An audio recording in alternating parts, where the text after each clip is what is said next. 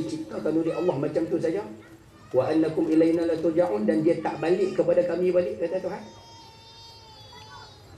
Baik. Dua ayat yang saya sebutkan pada ibu sekalian ini nak tunjukkan pada kita ni orang Islam atas muka bumi ni, kita mempunyai satu matlamat, yang matlamat ini tidak ada dalam agama lain melainkan Islam sahaja.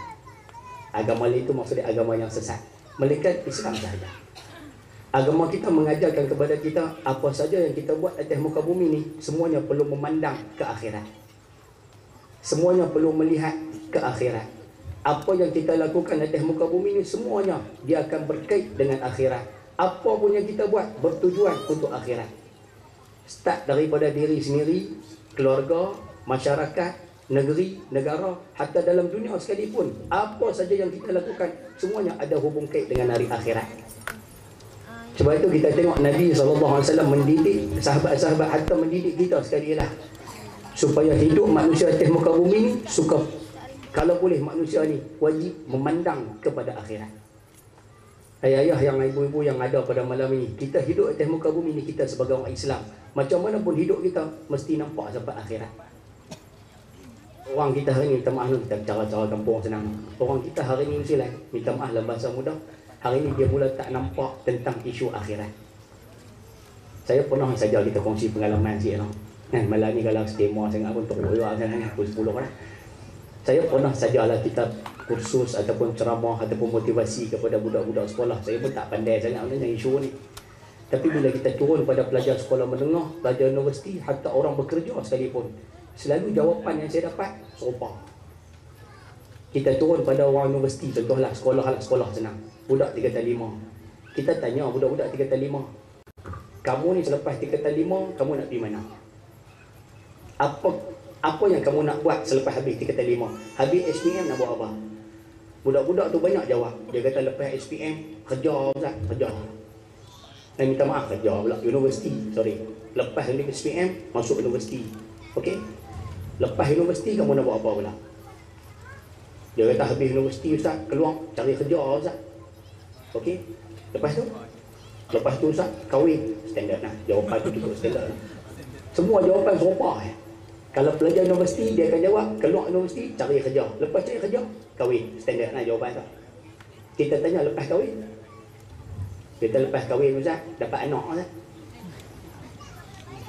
Okey lah jawapan tu, okey. Dapat anak. Kita kata lepas dapat anak, ada hak jawapan bagus sikit. Dia kata Ustaz, bela anak sampai besar. Yang tu bagus sikit lah. Mari hak jenis nakal sikit, dia jawab, Ustaz, lepas dapat anak, nikah lain Ustaz. Oh yang tu, jawapan tu saya cukup suka. Dia semangat tu, tak apalah. Kita kata jawapan tu tak payah pakai lah, tak payah gunalah jawapan lah. Okey, kita kata dah dapat anak, kamu jaga anak sampai besar. Okey, kemudian dia kata Ustaz, kumpul duit, pergi haji. Okey. Kemudian dia kata lepas haji balik Ustaz, beli rumah ke apa ke, tak apalah. Okey. Kemudian dia kata sampai satu masa Ustaz umur 50 lebih, dia kata pencen. Okey. Selepas pencen, budak-budak tu semua pakai jawab. Jawapan dia serupa je saya. Mereka akan jawab, lepas pencen masjid surau. Jawapan tu sekalian, pergi mana pun semua semacam. Hatta orang muda, minta maaf tu kasar sikit bahasa tu. Hatta orang muda, hatta orang dewasa, hatta orang tua sekalipun. Jawapan tu semua serupa. Lepas pencen, baru kalut nak masuk masjid surau. Masa tu baru nak panjat tangga masjid, nak sembahyang berjemaah. Masa tu baru nak kira, baru nak mengaji syarat sah wuduk, baru nak mengaji syarat apa rukun sembahyang, baru nak mengaji tentang isu-isu yang merupakan fardu ain. Masyarakat kita semua macam tu. Hatta anak muda kita hari ni semua bacaan hidup mereka macam tu. Bila kita tanya, semua semacam Zelan.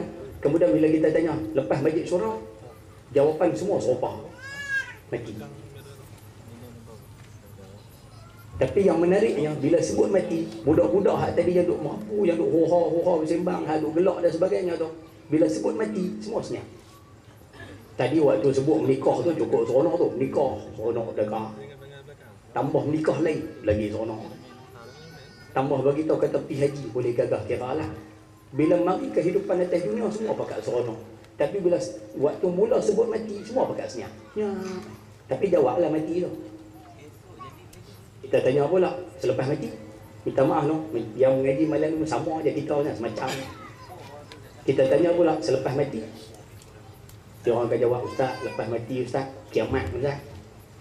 Alam akhirat, padang mahsyar. Kita kata belum lagi. Selepas mati, masuk dalam kubur dulu. Alam barzakh. Mana di antara azab yang ada di dalam alam barzakh, yang mana Nabi SAW pernah angkat tangan, tunjuk jari macam tu. Apa tulang rusuk, selisih tulang rusuk macam tu. Antara azab yang ada dalam kubur.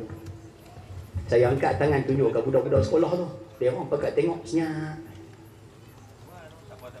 Kita kata lepas azab kubur, dia orang kata ustaz, padang mahsyar. Kita kata sabar ustaz, bangun balik dulu. Bangun semula daripada kubur. Yang mana ada di dalam hadis disebutkan, ada yang bangun muka ceria, ada bangun muka macam kera, ada bangun muka macam babi, ada yang bangun muka di bawah, kaki di atas, macam-macam keadaan lah. Budak-budak tu setuju, boleh terima lah. Kemudian dia orang mula tak tahu nak jawab dah sekalian. Saya tolong atok ada dia orang balik. Saya kata tu bergerak di padang mahsyar. Itu pun berapa lama tak tahu tu nak bergerak di padang mahsyar tu. Sampai di padang mahsyar pula nak tunggu hisab. Berapa lama pula tu. Kemudian dah sampai giliran kita kena hisab pula. Tak tahu pula berapa lama nak kena tu. Dah kena hisab, selesai pula. Titiang surat pula. Allahu Akbar. Tak tahu pula berapa jauh pula. Dan last kali, barulah manusia ni sama ada ke syurga ataupun ke neraka. Saya tanya budak-budak tu ni, saya cerita ke budak-budak tu lah. Saya kata ke budak-budak, betul ya dah? Last kali hidup kita ni macam mana pun, dia akan pergi ke syurga ataupun neraka. Betul ya? Budak-budak tu kata, betul ya Ustaz, macam mana pun ke neraka. Bila dia pun mengaku benda tu, saya kata saya nak tanya sedikit soalan ni. Saya nak tanya pada kamu, kenapa tadi waktu sebut isu nikah lain dapat anak, pergi haji apa semua tu, kenapa waktu tu semua pakat jawab dengan seronok? Tapi kenapa bila start sebut waktu mati, masuk dalam kubur, duduk padang mahsyar, hisab dan sebagainya, kenapa semua pakat senyap? Awak tadi ceria, ni senyap pula dah. Budak-budak tu jawab, dia kata Ustaz, takut Ustaz, takut. Saya kata kamu takut ke tak takut? Takut ke tak takut, suka ke tak suka, nak ke tak nak, manusia semua sekali, ujung dia semua syurga ataupun neraka. Nak tak nak, ujung kita semua di sana. Suka tak suka, ujung kita di sana. Mau tak mau, ujung kita semua di sana.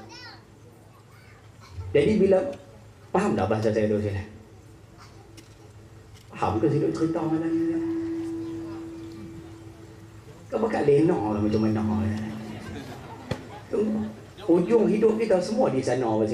Suka ataupun tidak, di sana.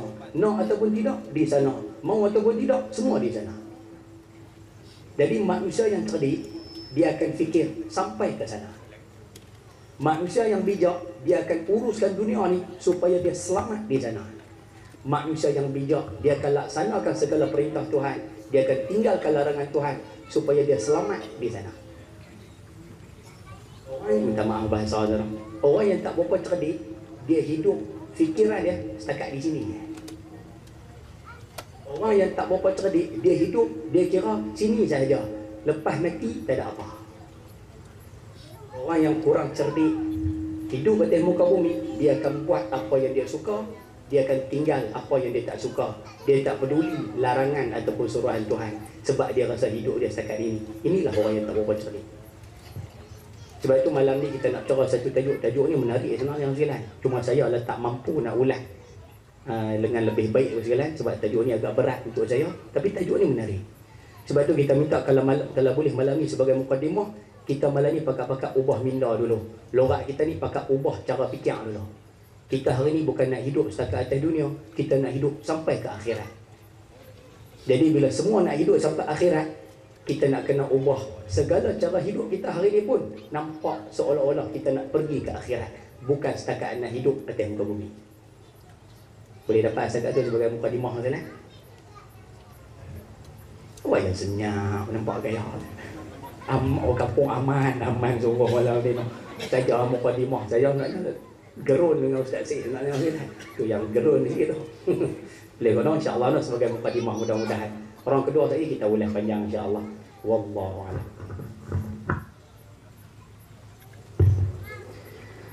Waalaikumsalam warahmatullahi wabarakatuh. Alhamdulillah, jazakallahu khair.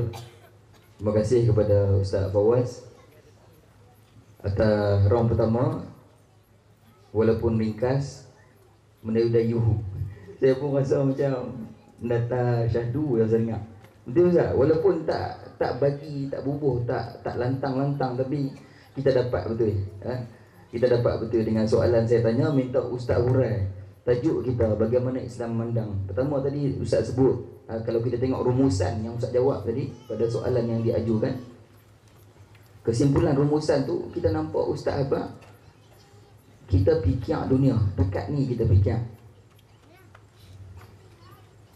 Tajuk kita bagaimana Islam memandang.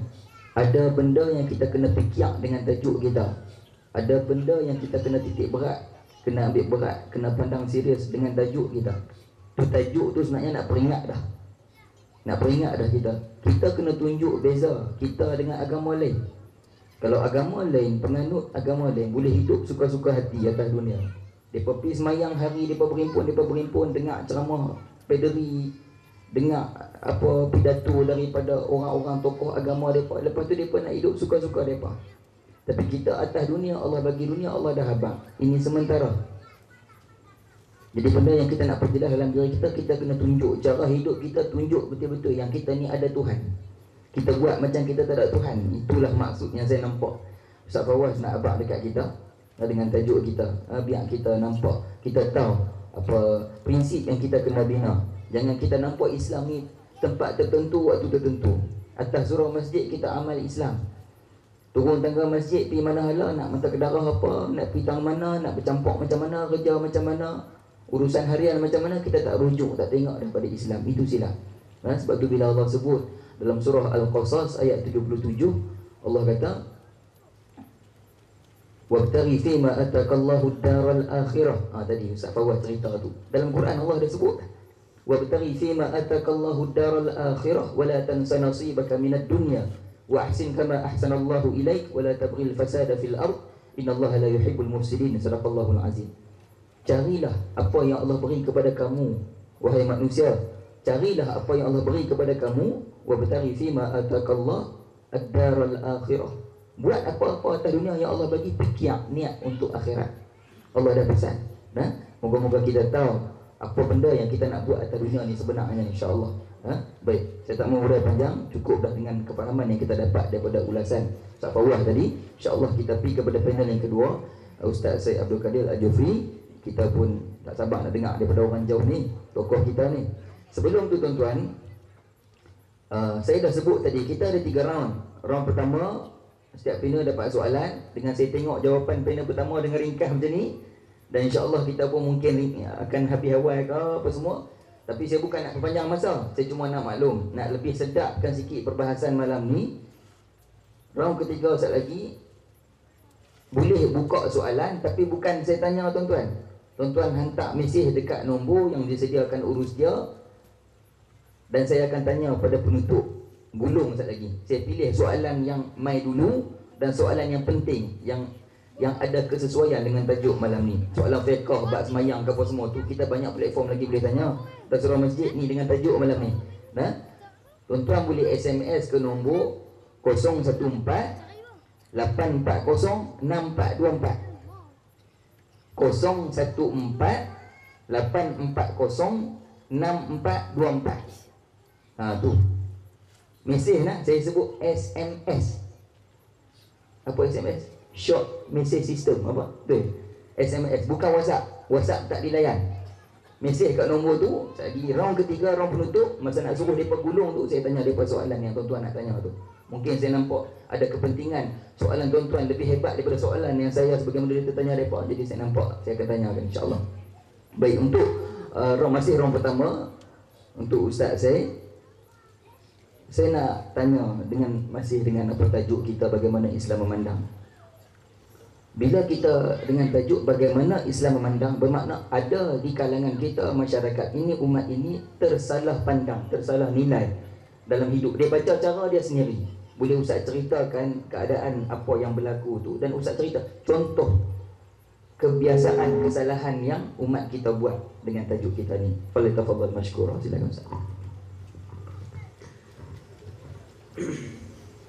Bismillahirrahmanirrahim. Assalamualaikum warahmatullahi wabarakatuh. Alhamdulillah, Alhamdulillahi Rabbil Alamin. Wabihi nasta'in ala umuri dunia wa din. Wassalatu wassalamu ala sayyidina wa habibina wa syafi'ina wa zukhrina maulana Muhammad wa ala alihi wa ashabihi wa azwajihi wa dhurriyyatihi wa man sara ala nahjihi wa istanna bi sunnatihi ila yaumi la rayba fihi.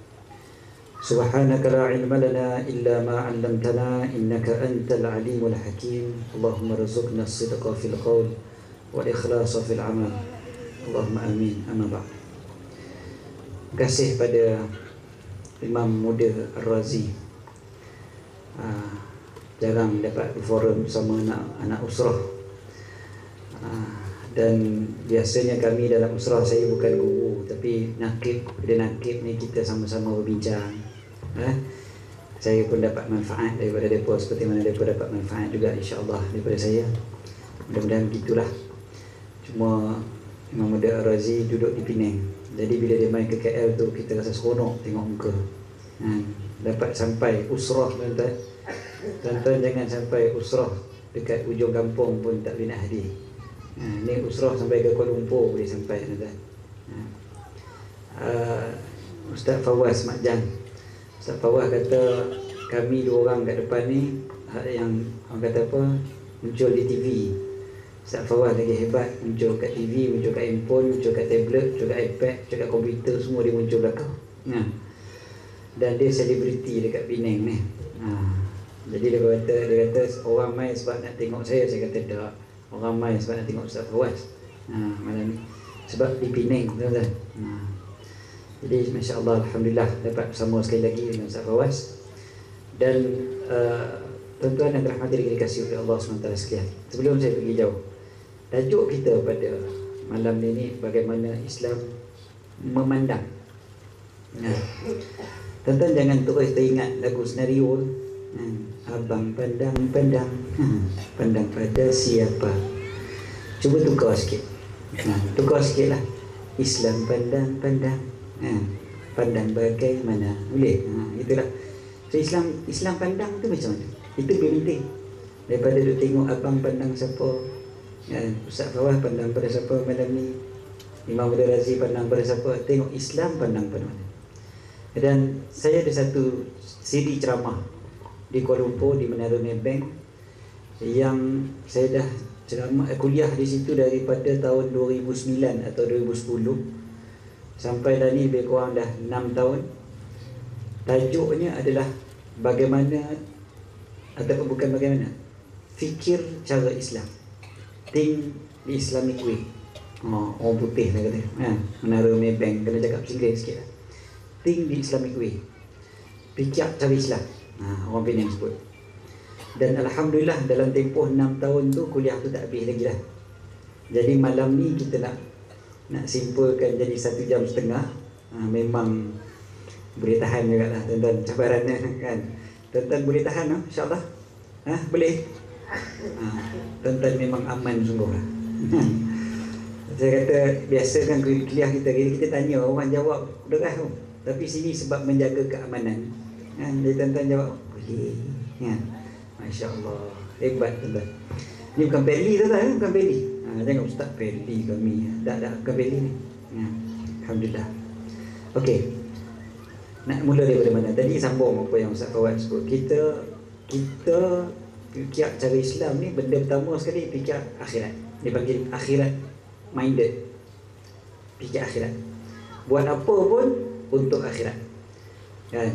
Kita karang mana dia. Saya punya suara ni memang tara ni, nak buat macam mana?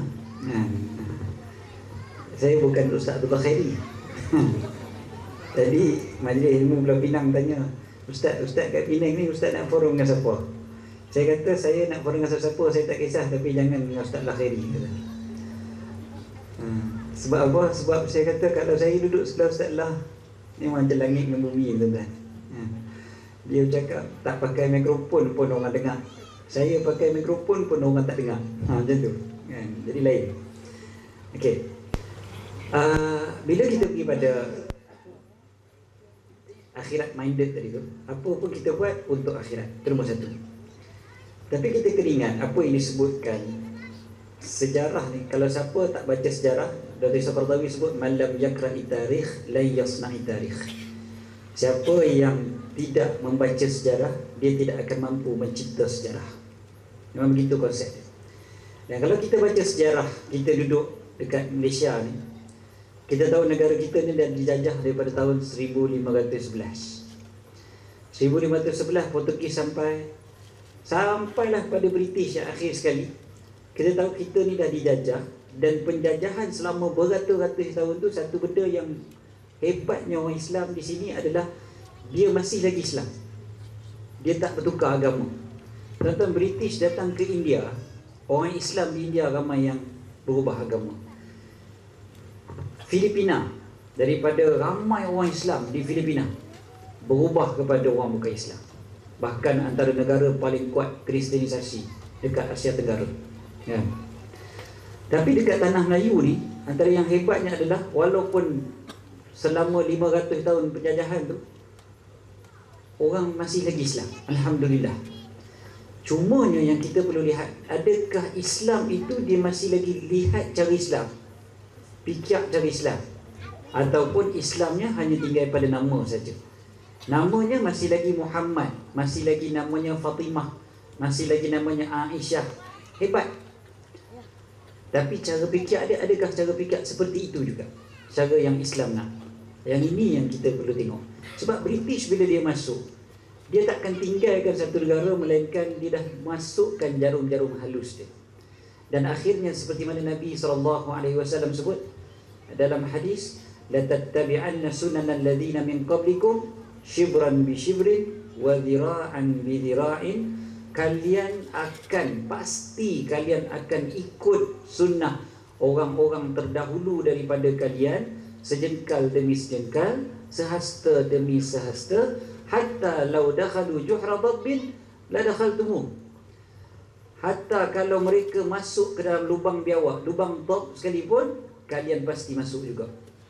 Maka ditanya oleh para sahabat, al-Yahud wan Nasara ya Rasulullah, adakah yang kau maksudkan itu orang Yahudi dan orang Nasrani?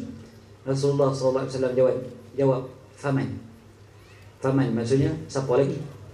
Maksudnya orang Islam satu masa nanti dia akan ikut jejak langkah apa yang diajar oleh orang Kristian dan orang Yahudi.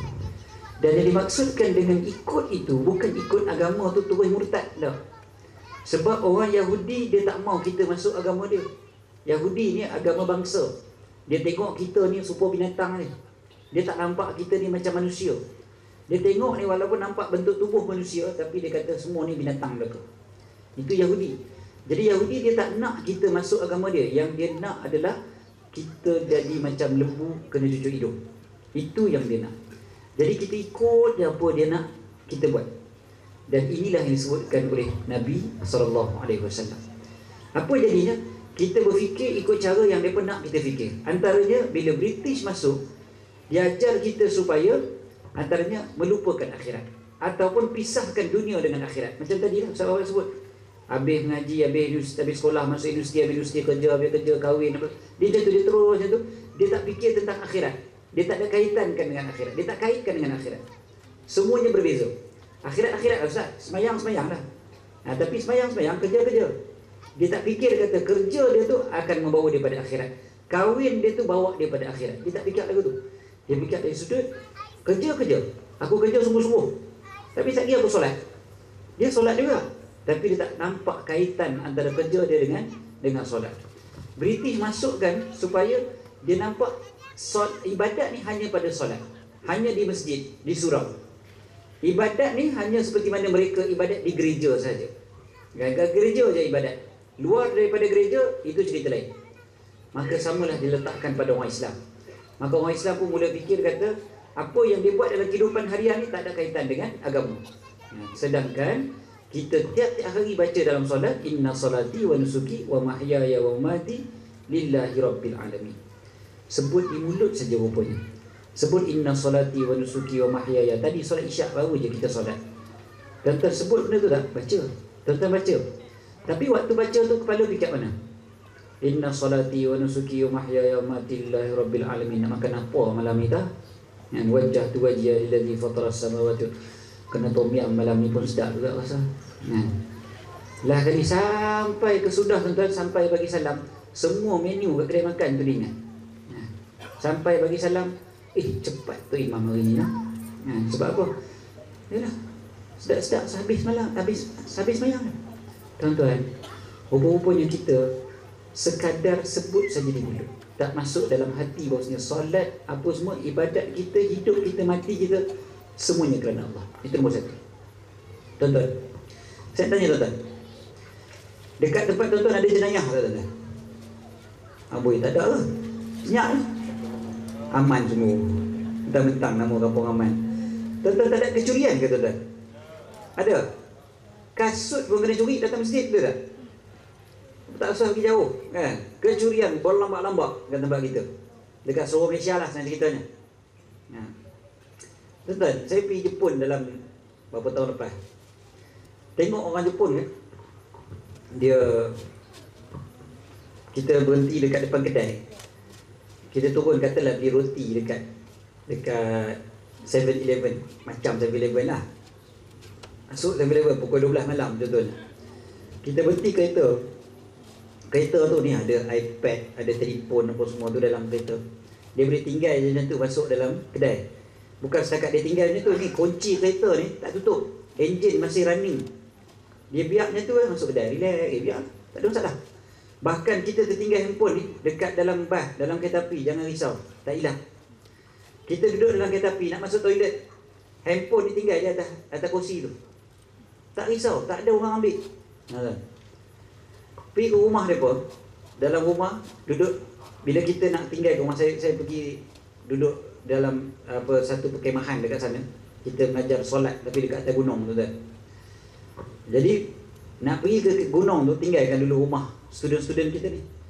Student kita biasa dah tuan-tuan, TV besar ni, skrin besar, komputer canggih, semua ni PS3, PS4, semua ni ada game apa semua ni canggih mereka. Tapi bila keluar daripada rumah, kita bawa beg ni, saya tutup pintu, saya kata, dek, kunci dulu pintu. Dia boleh kata apa? Dia kata, Ustaz, tak ada Ustaz, jom, jalan. Saya kata, oi, kita nak pergi seminggu ni, kunci dulu. Dia kata, tak ada Ustaz, jom. Kata, jangan macam tu. Islam ajak kita suruh kunci. Dia kata, Ustaz, dia main dekat saya, dia tanya, Ustaz, cuba tengok Ustaz. Saya nak kunci ke mana? Oh, saya perasan. Pintu dia tuan-tuan pernah tengok Doraemon? Oh, tak mengaku pula. Oshin, nak tengok Oshin. Tuan-tuan, pintu dia tu kan jenis pintu tarik tu kan. Pintu tarik tu dia pakai apa? Dia pakai buluh tu dengan kertas. Kalau kunci pun tak guna tuan-tuan. Bukan kata nak tumbuk pakai tangan, pakai jari pun boleh tembus benda tu. Buat apa nak kunci? Memang tak ada kunci tuan-tuan. Tarik macam tu je. Tarik pintu tu, tinggallah segala macam harta benda kat dalam rumah tu. Dia tinggal, pergilah, duduk seminggu. Balik rumah, tak satu benda pun terusik. Kereta agak boleh macam tu tuan. Rasa boleh? Try malam ni. Kereta, terus kunci, letak handphone, tak apa semua, kan, tinggal kereta macam tu. Kita tak boleh buat. Kawan saya, kereta dia kena pecah semen, nak ganti, repair, bukan murah. Polis tanya, awak ada tinggal apa-apa barang ke dalam kereta? Tak ada tu, handphone tak ada, laptop ke tak ada. Apa itu? Apa yang tinggal? Tengok. Oh, duit shilling 5 kopang hilang. Duit shilling kan? Shilling hilang kan? 5 kopang. Cermin kereta dia jauh lagi mahal lagi daripada shilling tu. Kena pecah sebab nak ambil duit shilling rupanya. Ada markpad, apa penagih dadah ni kan, dia kira. Tuan-tuan, kawan saya seorang, rumah dia ni tuan-tuan, dia letak kamera CCTV penuh keliling. Saya pernah cerita ke tidak? Saya benda ni kat Penang tak apa, kalau pernah cerita kira siaran ulangan, macam Astro lah. Dia siaran ulangan selalu. Kami ni kerap kat Astro, jadi siaran ulangan dah selalu. Tuan-tuan, dapat kamera CCTV itu banyak keliling rumah. Saya pergi rumah dia, saya tengok, oi, ustaz dia keliling rumah penuh kamera ni, mahal ke?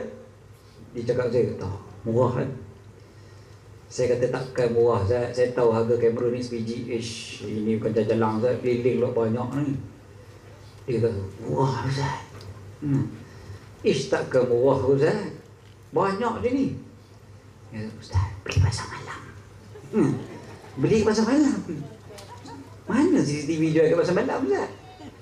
Dia kata, Ustaz, tu bukan CCTV Ustaz. Tu dia letak macam tu je. Dalam tu ada lampu LED je. Klip macam tu je. Pakai bateri AA letak tu, dia ada lampu klip. Lampu tu orang ingat kamera semua. Dia kata, saya nak bagi pompak lari Ustaz, sebab ada kamera banyak. Ui, cerdik juga Ustaz. Tak apa. Tuan-tuan tahu apa jadi? Bulan berikut jadi cerita, Ustaz, rumah Ana masuk pompak. Saya tanya, ui Ustaz, rumah macam tu punya banyak kamera, walaupun kamera tipu pun banyak pompak masuk juga. Itulah, dia kata, polis Sabak kata, pompak tu masuk sebab dia tengok kamera banyak katanya. Sebab bila dia tengok kamera banyak, dia kata dia mesti harta banyak dalam rumah. Jadi dia pakai kamera yang menipu tu pun naya kat dia rupanya. Perompak masuk sebab perompak kata dia banyak harta ni. Okey, tak apa. Nak dipendekkan cerita tu kan. Kita negara katanya negara Islam. Kata orang Islam. Tadi saya sebut Jepun tu, Jepun bukan orang Islam kebanyakan. Tapi macam mana mereka lebih aman daripada kita? Macam mana mereka lebih selesa untuk meninggalkan harta atau biarkan harta benda mereka macam tu je berbanding dengan kita. Kita sentiasa kena fikir macam mana nak kunci rumah apa semua kan. Lain. Sedangkan kita kata kita Islam. Rupa-rupanya tuan-tuan, mereka ni okey, mereka memang buatlah macam mana sekalipun, mereka adalah sistem antaranya mereka jaga sungguh-sungguh. Dari sudut satunya mereka memang ada tu yang dipanggil apa tu, tukang something daripada macam mafia daripada Yakuza. Yakuza ni jenis pancung kepala orang hang curi handphone pancung kepala. Dia memang macam tu, jadi orang tak berani nak curi. Satu. Tapi satu lagi adalah daripada sistem pentadbiran menteri-menteri yang sungguh-sungguh jaga ataupun jaga integriti. Kalau ada tercalar sedikit je, terus letak jawatan. Dengar kata ambil RM2.50, RM2.60.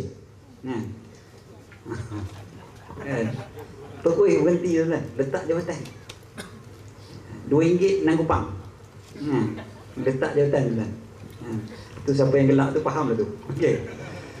Dan hebat. Jadi rakyat dia pun akan ikut. Nabi SAW sebut an-nasu ala dini mulukihim. Manusia atas agama raja-raja mereka, pemimpin-pemimpin mereka. Pemimpin seronok, suka makan, rakyat suka makan. Pemimpin suka pocok-pocok, rakyat suka pocok-pocok. Pemimpin suka pokoyo juga rakyat. Ada macam tu. Pemimpin suka harta, rakyat pun macam tu juga. Dia begitu. Tapi pemimpin sukakan ilmu, rakyat juga akan sukakan ilmu. Dia begitu. Jadi tuan-tuan, itu satu sudut. Tapi sudut yang lain, Islam dia dah ajar konsep adil. Bagi kita adil macam mana? Ni saya sebut cara salah faham kita. Adil, contoh adil tu sendiri, kalau kita faham adil macam mana? Adil kita kalau orang mencuri, dia masuk mahkamah, dihukum penjara. Yang seorang lagi dia tak mencuri tapi kena tuduh mencuri, masuk mahkamah. Mahkamah putuskan dia tak bersalah, dia bebas. Kita akan kata, "Ui, ini baru namanya adil." Kita kata zalim macam mana? Kalau yang mencuri itu tak masuk penjara, yang tak mencuri pula masuk. Kita kata ini zalim, undang-undang yang zalim. Kita kata gitu. Tapi tuan-tuan, yang kes yang pertama tadi kita kata, yang mencuri masuk penjara, yang tak mencuri tak masuk penjara, itu pun masih lagi zalim dalam Islam. Sebab Islam melihat macam mana adil adalah apabila meletakkan sesuatu pada tempatnya seperti mana yang Allah Ta'ala suruh. Ini kita kata akhirat minded. Buat apa pun ingat akhirat. Jadi Allah suruh macam mana. Kalau Allah kata mencuri, potong tangan, maka potong tangan baru adil. Kalau mencuri, masuk penjara, namanya zalim. Dia begitu konsepnya. Jadi cara fikir ni dah korak dalam masyarakat kita. Dia tak nampak dah konsep-konsep macam tu. Dia tak nampak adil itu seperti mana yang Islam nampak adil. Macam tu juga lah benda lain lah. Hikmah, orang soleh, orang baik. Dua malam lepas saya sebut contoh. Orang kita kan tuan-tuan, kalau dia nak tengok orang tu baik macam mana? Orang tu baik kalau dia bercakap dengan lemah lembut, bercakap penuh sopan santun. Kalau tunjuk tu tak tunjuk macam ni, tunjuk macam ni. Allah, baiknya lah. Anak siapa lah ni? Nak lagi bagus ni, letak alas. Kau tu, budak ni bujang macam ni pun tunjuk macam ni. Jalan belakang minta izin. Kan? Minta izin lalu belakang. Kan? Oh, ni budak baik sangat. Naik motor tak press satu kampung. Elok dia bawa. Budak ni baik. Dia tak menipu, dia tak mencuri. Baik budak ni. Dia tak menipu, dia tak mencuri, dia tak maki orang, dia tak cakap kotor, kan? Dia tak berajak dengan orang tua, dia tak sembahyang, dia tak puasa. Baik budak tu. Sembahyang pun tak kan? Puasa pun tak juga. Tapi budak tu tetap kita kata baik. Sebab ni tengok budak ni budak baik. Walaupun tak sembahyang. Sebab cara fikir kita. Cara fikir kita dia pergi pada budaya tadi tu. Yang budaya tadi tu okey tu. Dia tak mencuri, dia tak menipu, dia tak meropak. Budak baik lah tu. Walaupun dia tak sembahyang. Dalam Islam tak sembahyang baik ke? Dalam Islam tak sembahyang tak baik. Tak puasa tak baik. Walaupun bercakap sopan santun pun tak baik namanya. Kita satu sudut lagi. Cuba lagi, sikit lagi tuan-tuan. Saya ambil lagi satu sudut lain. Saya kata kan tuan-tuan 6 tahun punya ceramah. Nak kompres jadi 6 minit memang tak dapat lah. Satu lagi tuan-tuan, bila kita sebutkan tentang sempat ke tidak ini panjang lah. Tak apa lah, bagi pusingan draw pula. Okay. Saya ada satu contoh. Tapi contoh ni saya tengok dia kalau kita cerita ni dia kena cerita detail. Jadi tu kita akan jumpa dalam ceramah tahun depan insya-Allah. Wallahu a'lam.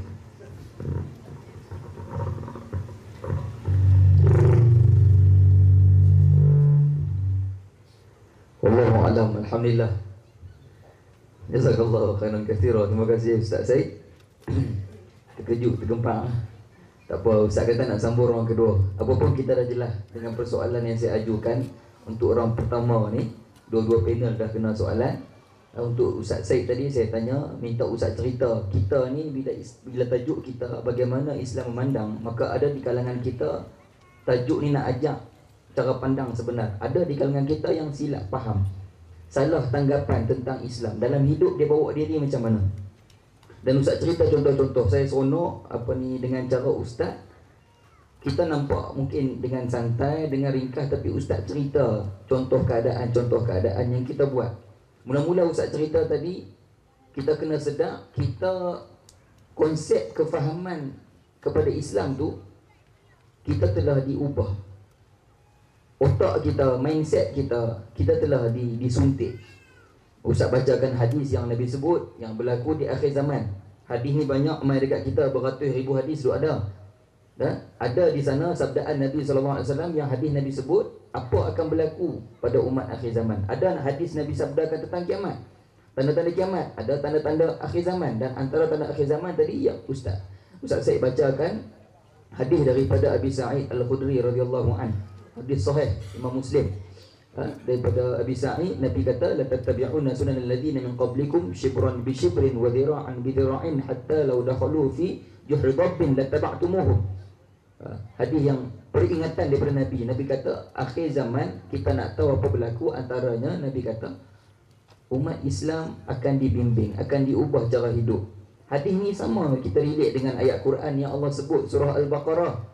Allah dah perjelas dah surah Al-Baqarah ayat 120, walan tarda ankal yahud walan nasara hatta tattabi'a millatahum ila akhir ayat. Sadaqallahul azim. Ya wahai Muhammad, kamu dan pengikut kamu Yahudi Nasrani tak akan duduk diam selagi tak buat kamu dan umat kamu tak ikut jejak langkah mereka. Jadi kita punya cara hidup hari ni antara sebab kita boleh salah pandang, cara pandang kita tak sama dengan cara pandang Islam. Kita dah terikut dengan suntikan halus. Dan Ustaz sebut tadi satu fahaman sekularisme, pisahkan agama dari urusan hidup. Kita tengok cara baca kita pun kita rasa macam Ustaz kata last tadi, budak yang kita tengok nampak lagu ni beralui, sopan, kita kata bagus, nak ambil buat menantu bagus. Tapi kita tak baca dengan kacamata Islam, yang mana Islam lebih pentingkan apa yang Allah suruh. Maka bila dibuat seseorang hamba, maka dia memenuhi kriteria seseorang yang layak untuk dipandang sebagai seorang yang baik menurut kacamata Islam. Allahu alam untuk round pertama. Tuan-tuan perempuan yang dirahmati Allah, ibu-ibu, ayah-ayah, kita ada satu round lagi soalan daripada saya. Dan saya sangat lebat. Lebat apa tuan-tuan? Lebat soalan masuk. Buka soalan bagi nombor, pakat berebut nak tanya. Kita bukan senang dapat peluang dengan dua tokoh kita malam ni. InsyaAllah sekejap saya akan tanyakan. Saya dah kata, kalau soalan tu lebih kurang saya gabungkan. Kalau banyak sangat, saya utamakan yang mana hantar dulu insyaAllah. Sebelum saya nak teruskan kepada round kedua kita, seperti kita sedia maklum, ibu-ibu, ayah-ayah, abang-abang, kakak-kakak, muslimin muslimat, hadirin hadirat yang dirahmati Allah, program malam ni dianjurkan.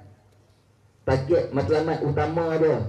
Satu, nak himpun anak-anak qaryah kita bersama. Dan insya-Allah tuan-tuan perempuan yang dirahmati Allah, dah buat program, kita buat forum, panggil tokoh mai daripada itu. Macam-macam kita tengok pengorbanan yang akan keluar malam ni. Bukan yang akan keluar, yang dah pun keluar. Pentah pun canggih, lampu atas pun ada, bawah pun ada ni, suluh muka kami. Nak dengan kemah besar. Kita buat program ni, kita nak bangunkan, kita nak tunjuk syiar Islam. Tahniah saya ucapkan kepada pihak Surau As-Salihin Kampung Aman. Tadi saya sempat sembang dengan pengurusi pun ada depan ni, dengan Tok Imam surau apa. Alhamdulillah, saya ucapkan tahniah. Dan program malam ni kita sedia maklum, tadi pengerusi majlis, pengacara majlis dah sebut, kita akan lancarkan dana kutipan untuk bangunkan surau baru kita. InsyaAllah surau yang sedia ada bukan ada masalah apa-apa, cuma kita nak tunjuk kata kita boleh lebih kemudahan, keselesaan, fasiliti yang ada nanti insya-Allah. Saya seronok, saya tak biasa mai kuliah di Surau As-Salihin Kampung Aman, tapi duk tengok dalam grup ustaz-ustaz Penang, ustaz-ustaz utara, sekali lagi ada hak tak boleh mai, dia sebut nak minta ganti. Surau As-Salihin duk naik nama. Alhamdulillah, tahniah penduduk Kampung Aman, ibu-ibu, ayah-ayah. Jadi sama-sama kita beri sokongan. Dengan ini saya lancarkan kutipan dana pembangunan surau baru, Surau As-Salihin Kampung Aman. InsyaAllah saya minta para petugas kita, abang-abang, adik-adik, sahabat-sahabat yang sedia menunggu, sedia ada, untuk round pi dekat kemah-kemah kita. Pi semua mata ceruk, siapa-siapa pun, tak mana pun nampak ada manusia, sila pi. Ibu-ibu, ayah-ayah pula, hadirin hadirat pula, jangan duk buat-buat tidur. Tak sah dengar ceramah elok je, duk gelak-gelak sama dengan Ustaz Said, Ustaz Fawaz. Degil mata elok, dan saya umum kutipan dana, buat-buat tidur. Tak mau. Sedia semua, seluk poket, petugas-petugas silakan boleh masuk ke kemah-kemah. Boleh ibu-ibu, ayah-ayah, InsyaAllah boleh sedia seluk poket. Jangan seluk dalam sangat, cari jumpa duit shilling. Rabah ke atas sudah. Jangan menyorok bawah kerusi, saki sangkut tak boleh keluar. Kalau petugas tak sampai, tolong keluar man. Panggil, ni saya duk tang ni, angkat tangan panggil. Paling kurang pun warna merah. Tuan-tuan, paling kurang warna merah. Lagi cepat, lagi besar kita dapat kumpul malam ni, lagi cepatlah boleh naik surau kita. Kita pun semangat insya-Allah untuk terutama penduduk qaryah ini. Moga-moga apa yang tuan-tuan perempuan sumbangkan untuk bangunkan surau baru kita ini, insya-Allah sebagai saham untuk akhirat kita, amal jariah kita, sedekah jariah kita. Apa yang ada pada kita bukan milik kita selagi belum kita keluarkan untuk jalan Allah. Yang dah masuk uncang tu, InsyaAllah akan tolong bela kita di hari akhirat. Kerana yang telah kita sumbangkan itulah yang sebenar-benarnya milik kita. Moga-moga Allah terima amal baik kita penuh keikhlasan insyaAllah. Terima kasih saya ucapkan kepada semua yang sampaikan sumbangan. Wallahu'alam. Wallahu'alam pula dah. Tak habis lagi. Okey, baik. Kita masuk ke round yang kedua. Soalan daripada saya, soalan terakhir untuk panel. Kita pukul berapa dah? Pukul 11 dah, elok insyaAllah. Baik. Sebelum tu saya nak pesan SMS cukup. Ditutup soalan, ditutup.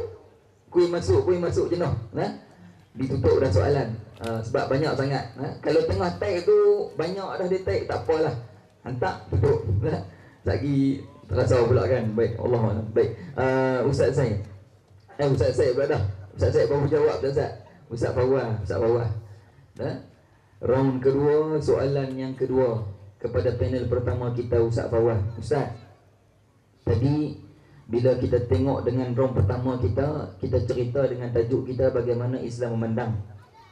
Dan Ustaz kupas, Ustaz Said kupas, kita banyak nampak betapa pincangnya, betapa banyak apa ni benda-benda yang tak patutnya kita buat, yang kontra dengan tajuk kita. Jadi bila kita tengok punca, tanyalah apa masalah jenayah ke masalah perangai, apa segala macam masalah, punca dia dengan ilmu. Punca dengan ilmu. Tadi pun SMS ada, saya sempat buka, ada soalan tanya berkenaan tu. Jadi saya boleh gabung tulis soalan tu. Bila cakap bang ilmu, hari ni macam-macam cara orang nak belajar.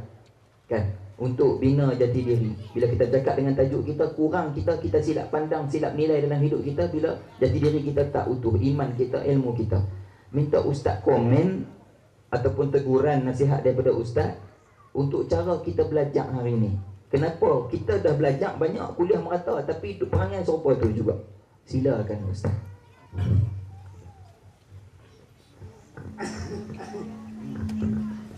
Baik.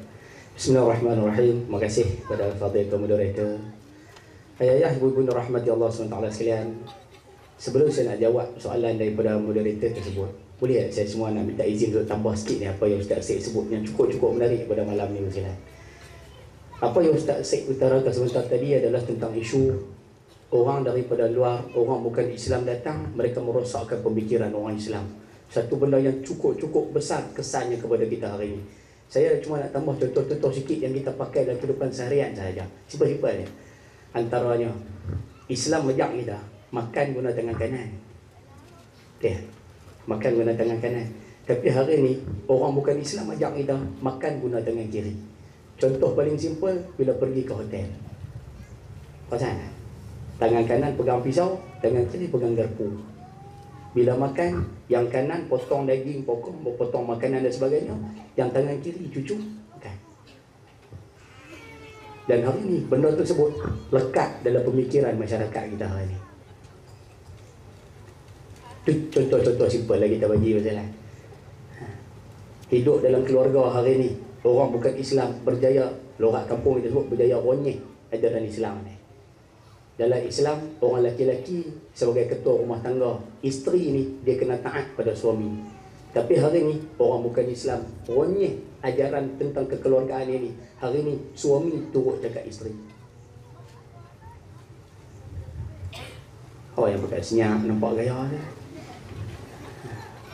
Kehidupan berkeluarga, satu contoh yang cukup simple. Islam ajak apa? Waktu maghrib, Islam suruh anak-anak semua balik ke rumah. Panggil anak-anak kamu semua balik ke rumah. Wa fa inna syayatin tantashiru hina izin. Sebab setan ni waktu maghrib dia banyak duk kelewak tu bahang kono. Duk pimai-pimai di luar waktu maghrib ni.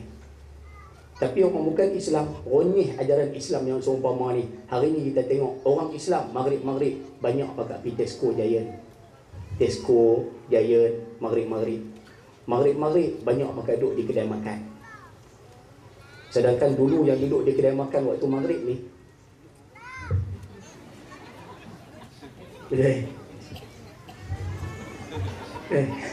tak payah sebut perempuan yang duduk makan waktu maghrib ni nak gelak tu faham lah tu. Tapi hari ni orang Islam kita berapa ramai makan waktu maghrib. Sedangkan kalau kita mengaji tentang waktu yang paling pendek daripada 5 waktu sembahyang tu, maghrib paling pendek kan. Orang bukan Islam ronyeh, orang Islam hari ni ikut. Masuk dalam masyarakat pun sama, ajaran dalam masyarakat hari ni orang Islam ronyeh, kita ikut. Hiburan yang Islam punya ada, orang bukan Islam bagi rosak, hari ni semua ikut yang bukan Islam punya. Kenduri kahwin ikut cara bukan Islam. Duduk dalam masyarakat cara bukan Islam. Hatta duduk dalam negeri negara, ekonomi ikut cara barat, politik cara barat, sosial cara barat, semua ikut cara barat. Minta maaf sebut satu contoh simple sebelum nak jawab soalan. Ayah-ayah, ibu-ibu duk tengok cerita dalam TV. Hari ni kita semua tengok cerita dalam TV. Ayah-ayah dulu minat cerita Hindustan, apa Bobby, apa zaman-zaman dulu lah. Bobby, Andas, ada lapis-lapis tu. Yang lapis-lapis muda sikit minat Kuku Shotahe, Deto Pagalhe. Tiga apa je, saya hafal dua tu ya. Duplicate, tu semua Shah Rukh Khan punya lakonan lah. Kalau Hello Brother, Salman Khan. Man, Amir Khan. Boleh gagah lah hafal sikit-sikit tu. Bajrangi Baijan, filem baru Salman Khan. Betul kan? Saya dah tengok dah apa balu saya. Baik. Cerita Hindustan dulu-dulu, ibu-ibu ayah-ayah banyak yang hafal. Tambah-tambah yang berusia 50-60 tahun. Lagu Bobby tu memang duk hafal dah lagu tu. Lagu Andas tu memang hafal dah lagu tu. Kira kalau cerita Hindustan, panggung wayang masuk 5-6 kali pun boleh. Anak-anak hak budak-budak Kukuh Syotahid ulang 4-5 kali pun tengok. Tapi cuba tengok hari ni. Orang bukan Islam, dia bukan serang orang Islam. Hatta orang bukan Islam pun kena serang juga dengan budaya orang kafir ni, Yahudi Nasara ni. Hari ni kita tengok cerita Hindustan pun, nak tengok dengan anak pun malu. Lihat.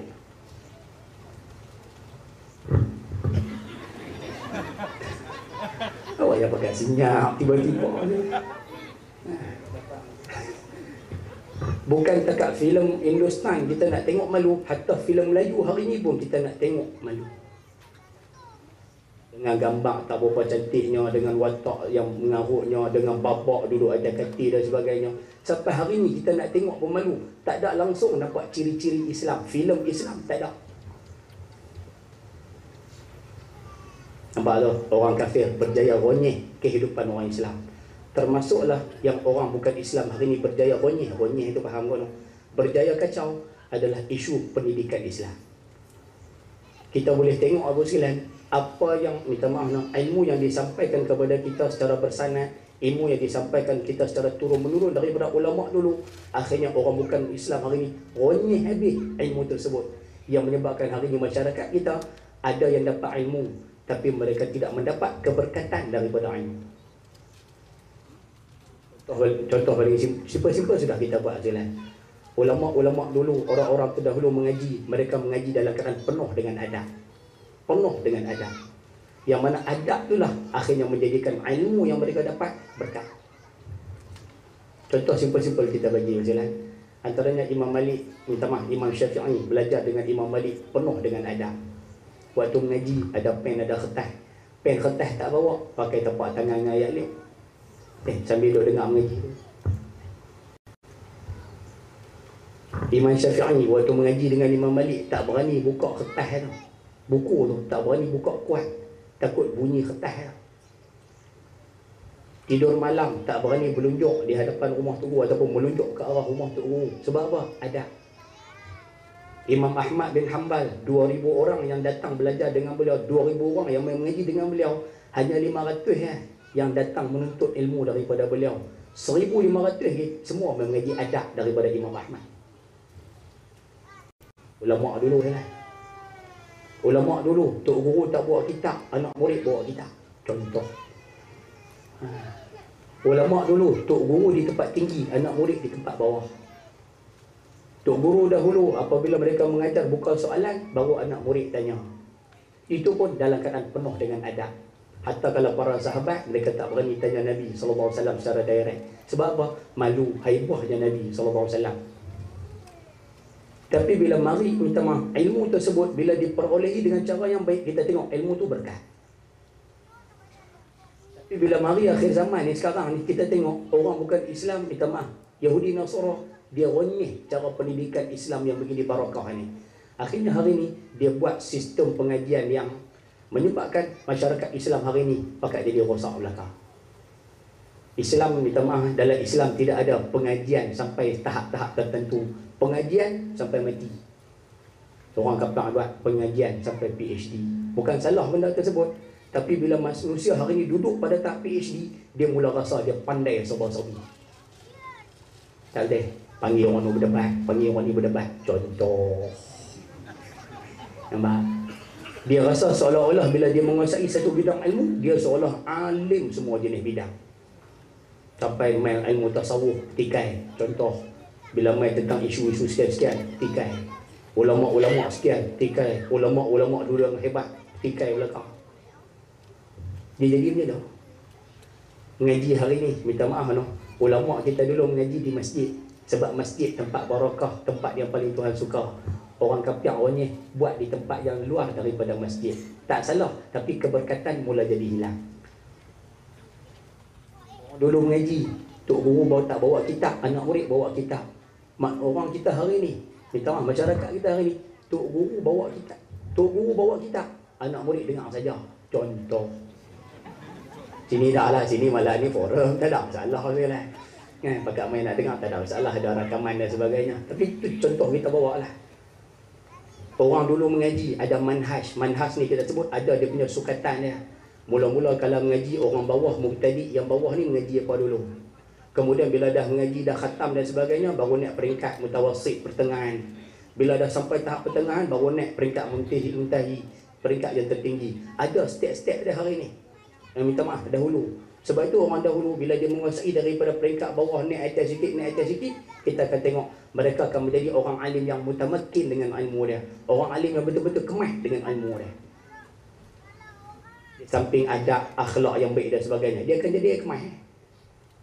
Tapi hari ni, cara yang seumpama ni pun orang bukan Islam, orangnya. Akhirnya hari ni apa jadi? Anak-anak muda kita hari ni banyak dia tak mau mengaji pada asas. Dia terus lompat ambil tengah-tengah. Dia rasa mengaji hak asas ni biasa, lompat terus mengaji tengah-tengah. Tak mau mengaji dah asas, paling kurang kalau fiqh, tak mau mengaji dah Safinatin Najah, tak mau mengaji dah kita asas. Ataupun naik sikit yang kena ke, tak mau mengaji dah, terus lompat nak mengaji apa? Al-Um. Oi. Punya kemas.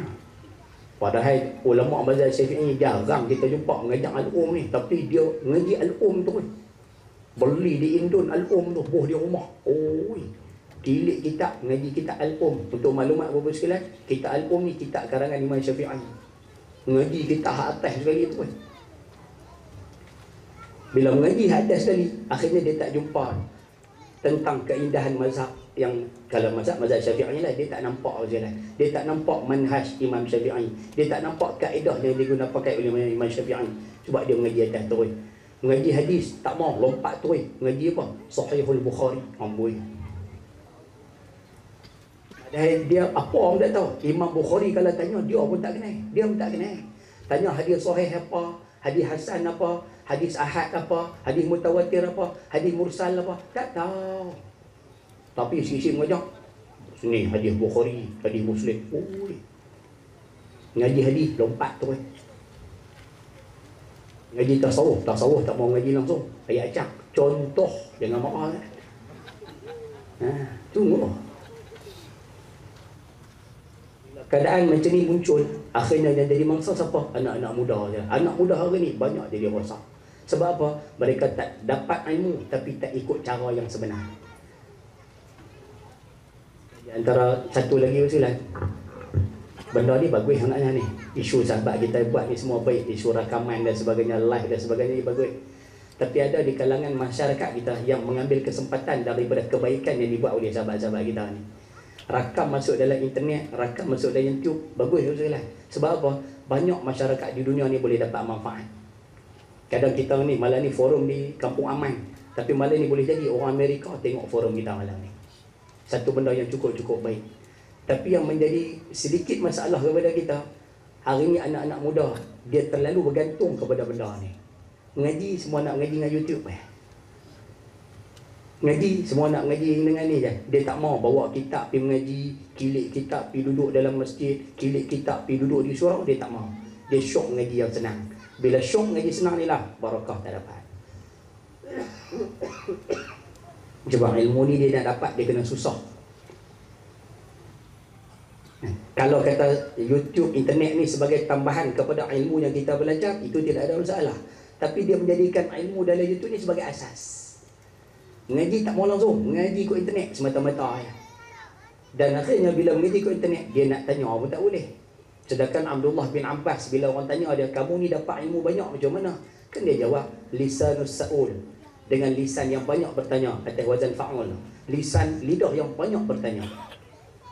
Kan Nabi kata ilmu ni khazanah. Kunci ilmu ni as-soal. Banyak bertanya soalan, dah tanya soalan. Ngaji dengan YouTube tak boleh tanya. Tapi hari ni budak-budak kita banyak mengaji macam tu. Dan dia mengaji di YouTube pula, dia tak boleh beza mana tok guru yang benar, mana tok guru yang kita nak sebut dalam bahasa mudah yang tak ikut manhaj yang sebenar. Dia mengaji secara rambang macam tu ya. Akhirnya apa jadi kat dia Ustaz? Dia mula nak mempertikaikan ulama ni, nak tikai ulama ni, tikai ulama ni. Tak maaf dia lah, hari ni cukup banyak. Lepas tu kita tengok perkembangan ni bagus, tapi kesan daripada anak muda pun ada juga Ustaz. Anak muda kita hari ni dia sampai satu tahap dia menjadi lantang, sampai sanggup komen ulama-ulama terdahulu. Ada saya pernah jumpa tu lah, dia cakap macam ni, wallahualam, tapi bukan dalam YouTube lah, orang. Dia kata, Ustaz, Imam Syafi'i ni tak reti hadis ke tak? Dia kata, Imam Syafi'i ni tak reti hadis ke tak? Saya tanya apa dalil apa hujah abang? Dia kata macam ni Imam Syafi'i tak reti apa semua. Isu apa sentuh perempuan lelaki perempuan apa dia tak reti. Saya sebut kat dia satu cerita. Saya kata Abang Haji, antara imam yang faham tentang hadis ni antaranya Imam Syafi'i. Fiqhul hadis ni Imam Syafi'i cukup pakar. Saya kata kat dia, abang pernah tahu tak Imam Syafi'i pernah tidur rumah Imam Ahmad, rumah anak murid dia. Malam tu tidur rumah Imam Ahmad tidur sebilik, Imam Syafi'i tidur sebilik. Imam Ahmad ni ada anak dara seorang nama Fatimah. Fatimah ni tiap malam dia akan tengok ayah dia semayang, lepas semayang doa, Allahumma ghafirli wa liwalidayya wa li Syafi'i. Ya Allah, ampun dosa aku, dosa mak pak aku, dosa Imam Syafi'i. Dosa aku, dosa mak pak aku, dosa Imam Syafi'i. Akhirnya Fatimah ni dia teringin nak tengok orang mana kemas sangat Imam Syafi'i ni. Tiap-tiap hari ayah aku doa ni, tiap-tiap kali semayang ayah aku doa ni, berapa puluh tahun ni. Akhirnya bila Imam Syafi'i datang ke rumah, Fatimah ni teringin nak tengok Imam Syafi'i ni kemas terang mana sangat. Contohlah bahasa mudah macam tu nak. Dia bangun waktu malam, dia buka pintu bilik ayah dia. Duk tengok ayah dia duk semayang. Rupanya Imam Ahmad ni satu malam 300 rakaat duk semayang. Duk semayang 300 rakaat lah. Jadi buka bilik ayah dia, duk semayang. Dia pergi tengok bilik Imam Syafi'i, tengok Imam Syafi'i duk baring. Lorak kita lena, dia tengok duk lena. Dia kata, duk lena tu kemas terang mana nampak gaya ni. Ayah aku kemas nampak gaya duk semayang, Imam Syafi'i duk lena. Bila bangun pagi esok, Imam Ahmad anak murid ni tanya, "Kaifa asbahta ya Imam?" Tuan Imam, macam mana semalam? Lena okey? Imam Syafi'i jawab. Imam Syafi'i kata, semalam aku tak boleh nak lena. Bahasa kampung macam tu lah. Aku tak boleh nak lena. Dan semalam ni aku teringat satu hadis Nabi SAW yang mana Nabi sebut kepada Umair tu, "Ya Umair, ma fa'ala Nu'air?" Wahai Umair, ya Umair, wahai Umair, ma fa'ala Nu'air? Burung kecil kamu tu dia buat apa? Burung kecil tu faham lah, bukan tak kecil lah, faham lah je lah. Burung kecil tu macam burung dalam sangkar. Umair ni dia belah satu burung tu duduk dalam sangkar. Nabi SAW tanya pada Umair ni, ya Umair, ma fa'ala Nu'air? Burung kecil kamu tu dia buat apa? Cuba tengok. Hadis tu tak panjang, pendek tu je. Ya Umair, ma fa'ala Nu'air. 5 perkataan je. 5 perkataan je. Imam Syafi'i kata, semalam aku tak boleh tidur, aku teringat hadis tu. Dan daripada hadis tu, hadis 5 perkataan tu, Imam Syafi'i kata, aku berjaya mengistimbatkan hukum daripada hadis panjang tu sebanyak 72 hukum. Satu hadis tu ya, panjang tu ya, 72 hukum Imam Syafi'i boleh keluarkan. Antaranya hukum berkaitan dengan ilmu fiqh dan hukum berkaitan dengan ilmu bahasa. Saya mengaji hadis tu, saya dengar hadis tu, ya Umair ma fa'ala Nu'air. Hadis tu dalam Adabul Mufrad pun ada sebut. Pergi sana. Hadis tu, wahai Umair, burung kecil kamu dia buat apa? Saya sampai sudah tak tahu hukum apalah yang ada dalam hadis tu. Kita dengar ayat tu pun apalah hukum yang ada ni. Tapi Imam Syafi'i boleh buat keluar 72 hukum. Disebut oleh Dr. Mustafa Bura, kebanyakan besarnya hukum fiqh dan hukum bahasa. Saya cerita kat pakcik tu, pakcik tengok Imam Syafi'i, hadis panjang tu boleh buat keluar 72 hukum.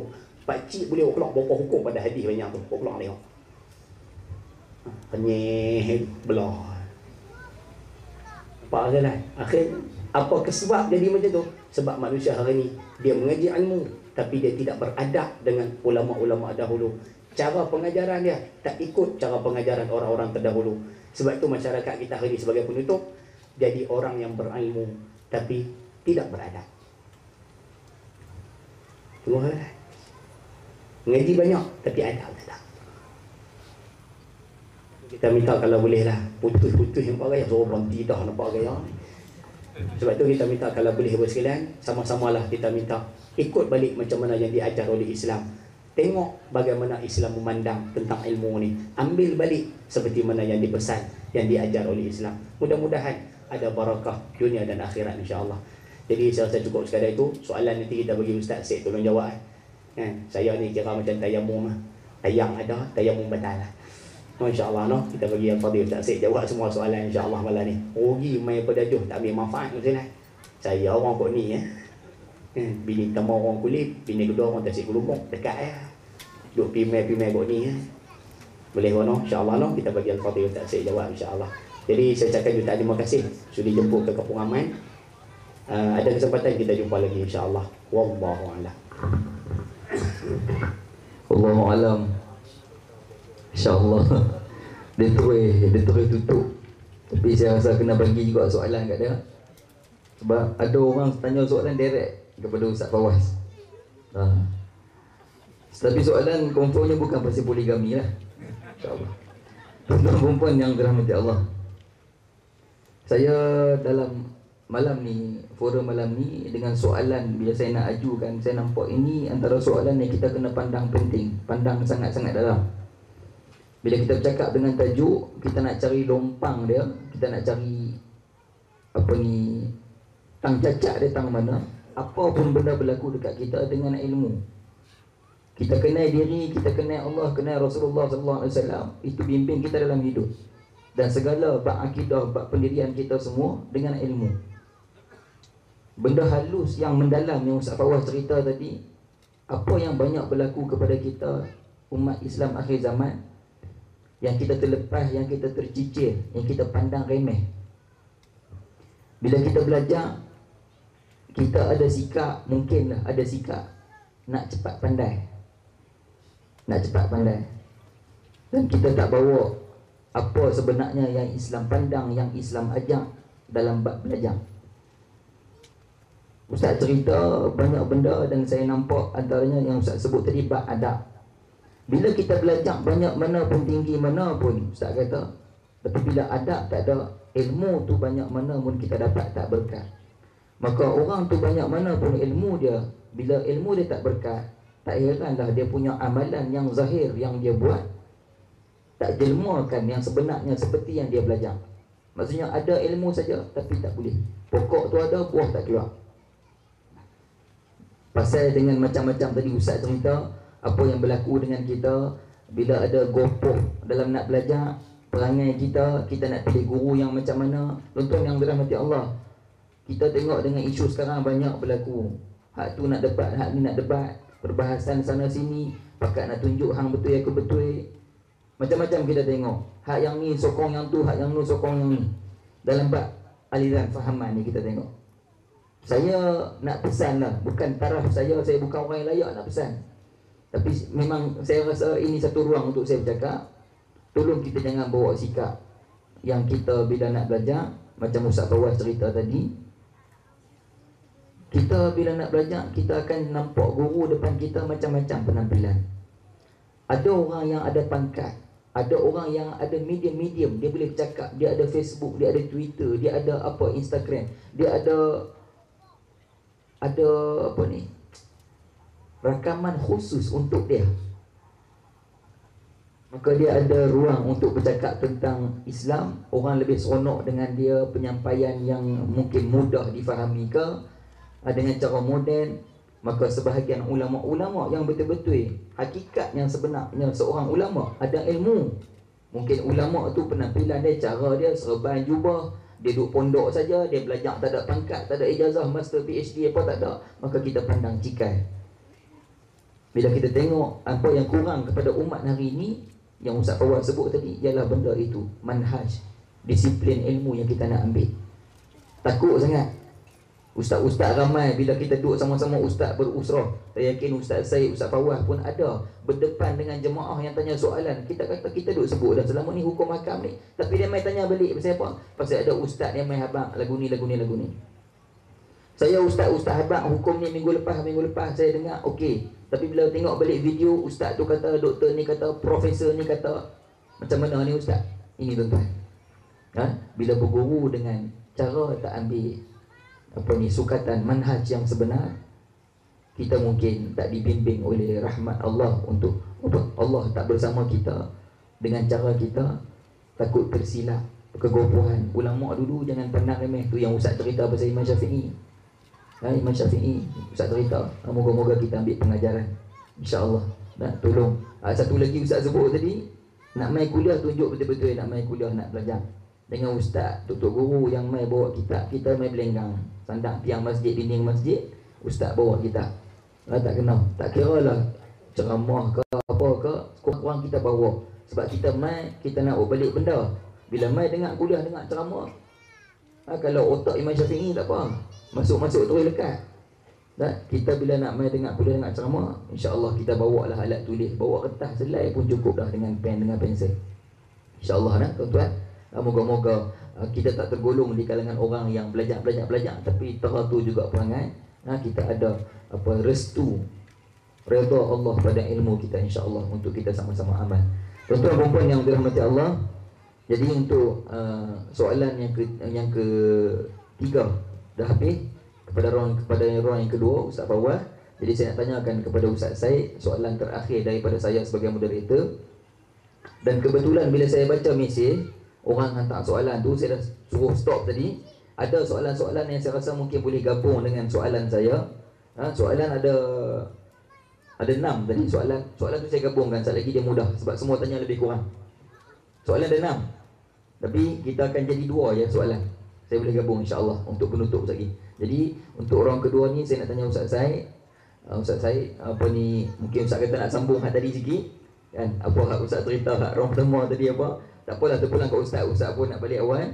Untuk saya, soalan saya sebagai moderator, minta Ustaz cerita dengan isu yang berlaku sekarang Ustaz. Isu yang berlaku sekarang, kita tengok apa tadilah yang Ustaz dalam kupasan-kupasan orang pertama orang kedua ini.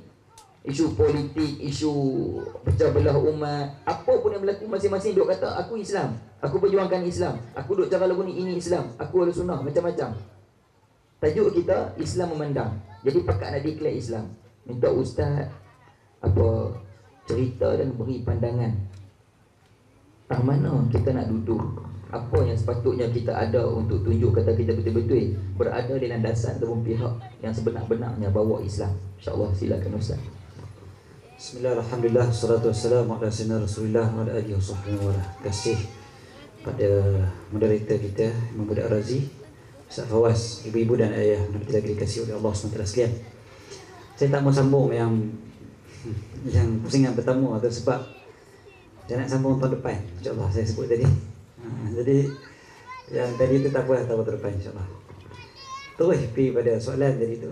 Dan juga sambung apa yang disebut oleh Ustaz Fawaz, sebenarnya ada kaitan. Tuan-tuan, saya tertarik tadi bila sebut orang kata Imam Syafi'i tak pakar hadis, kata. Saya jumpa juga orang macam ni, kadang-kadang kita jumpa batai semayang tu.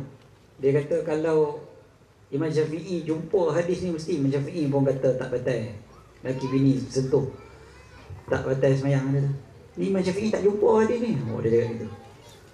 Saya kata betul ke Imam Syafi'i tak jumpa hadis tu? Kalau Imam Syafi'i jumpa mesti dia ni. Saya kata hadis tu riwayat siapa dia? Dia kata hadis tu riwayat Imam Malik dalam kitab Muwatta. Dia kata hang kata Imam Syafi'i tak jumpa. Imam Syafi'i hafal umur 9 tahun. Hafal dah kitab tu, bukan kata tak jumpa. Macam mana boleh kata tak jumpa? Maknanya kita ni sendiri yang pandang para ulama terdahulu tu, kita pandang mereka tu macam kita pandang diri kita, macam yalah ulama pun tak maksum kata. Ulama pun ada buat silap. Dia tak fikir kata ulama tu betul dia silap. Tapi ada 10 ataupun 100 ribu dia cakap, mungkin ada satu dia silap. Kita cakap baru 10, 13 silap dah tuan-tuan. Dia tak sedar tu, dia nampak macam serupa. Lain tuan-tuan. Kalau semata-mata serupa sebab hidung sama, mata sama, telinga sama, ya mungkin lah. Tapi yang itu bukan kata kita dengan Imam Syafi'i, kita dengan beruk pun sama. Ada lubang hidung 2 juga, ada mata 2 juga, ada telinga 2 juga. Sama juga. Tapi ada perbezaan ke tak? Ada perbezaan. So perbezaan kita dengan Imam Syafi'i macam langit dengan bumi, bahkan lebih jauh lagi daripada tu. Tapi tiba-tiba kita nak kata, oh Imam Syafi'i tak kerti. Tuan-tuan, ilmu hadis ni, kalau dia kata Imam Syafi'i tak kerti hadis, dia adalah orang yang paling teruk sekali. Sebab apa? Tuan-tuan tahu, tadi saya sebut tadi dekat ceramah saya di masjid Peyang. Sana tu lah.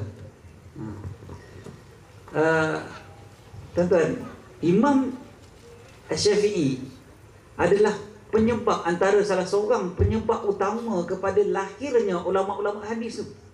Sebab Imam Syafi'i ini digelar sebagai Nasirus Sunnah, pembantu kepada sunnah Nabi SAW. Kita tanya mereka balik sejarah pun tak tahu benda ni. Imam Al-Bukhari lahir tahun bila? Imam Bukhari lahir tahun 194 Hijrah. Imam Muslim lahir pada tahun 209 Hijrah. Imam Tirmizi lahir 209 Hijrah. Imam Ibn Majah lahir 209 Hijrah. Tiga-tiga ni sama tahun sebaya. Imam Abu Daud lahir pada tahun 202 Hijrah. Seorang lagi tu, Imam Nasa'i lahir pada tahun 215 Hijrah. Semua ni lahir, tuan-tuan, pada zaman bila? Zaman selepas ataupun penghujung usia Imam Syafi'i. Imam Syafi'i meninggal dunia tahun 204 Hijrah. Imam Syafi'i meninggal, mereka ni muncul. Dan mereka ni muncul, semua pakat berebut nak kumpul ilmu hadis. Salah satu sebabnya adalah sumbangan Imam Syafi'i yang begitu hebat memperjuangkan hadis-hadis Nabi SAW. Beliau tulis kitab Ar-Risalah, beliau ceritakan peranan hadis dalam memahami hukum hakam. Tiba-tiba kita kata Imam Syafi'i ni pun silap, manusia biasa juga. Imam Bukhari, Imam Muslim pun semua terhutang budi pada Imam Syafi'i. Tiba-tiba kita nak kata dia hadis Sahih Bukhari je. Aku ikut Imam Syafi'i. Tak boleh, hang kena ikut hadis. Tuan-tuan, salah fikir ni, salah faham juga, salah pandang juga masyarakat adalah ni yang mula dirosakkan. Ni bukan Amerika main ataupun British main untuk rosakkan ni. Ini dari kalangan masyarakat Islam sendiri. Masalah dalaman sendiri, orang Islam sendiri yang mula mempersoalkan kewibawaan dan otoriti para ulama yang terdahulu tu. Mula mempersoalkan, kata tak ada lah. Nak ikut ustaz, nak ikut hadis ke nak ikut ulama kata? Hadis ni sahih, nak ikut Imam Syafi'i ke ikut hadis? Soalan tu adalah soalan yang memutar belik sebenarnya. Soalan yang jahat sebenarnya. Sebab apa?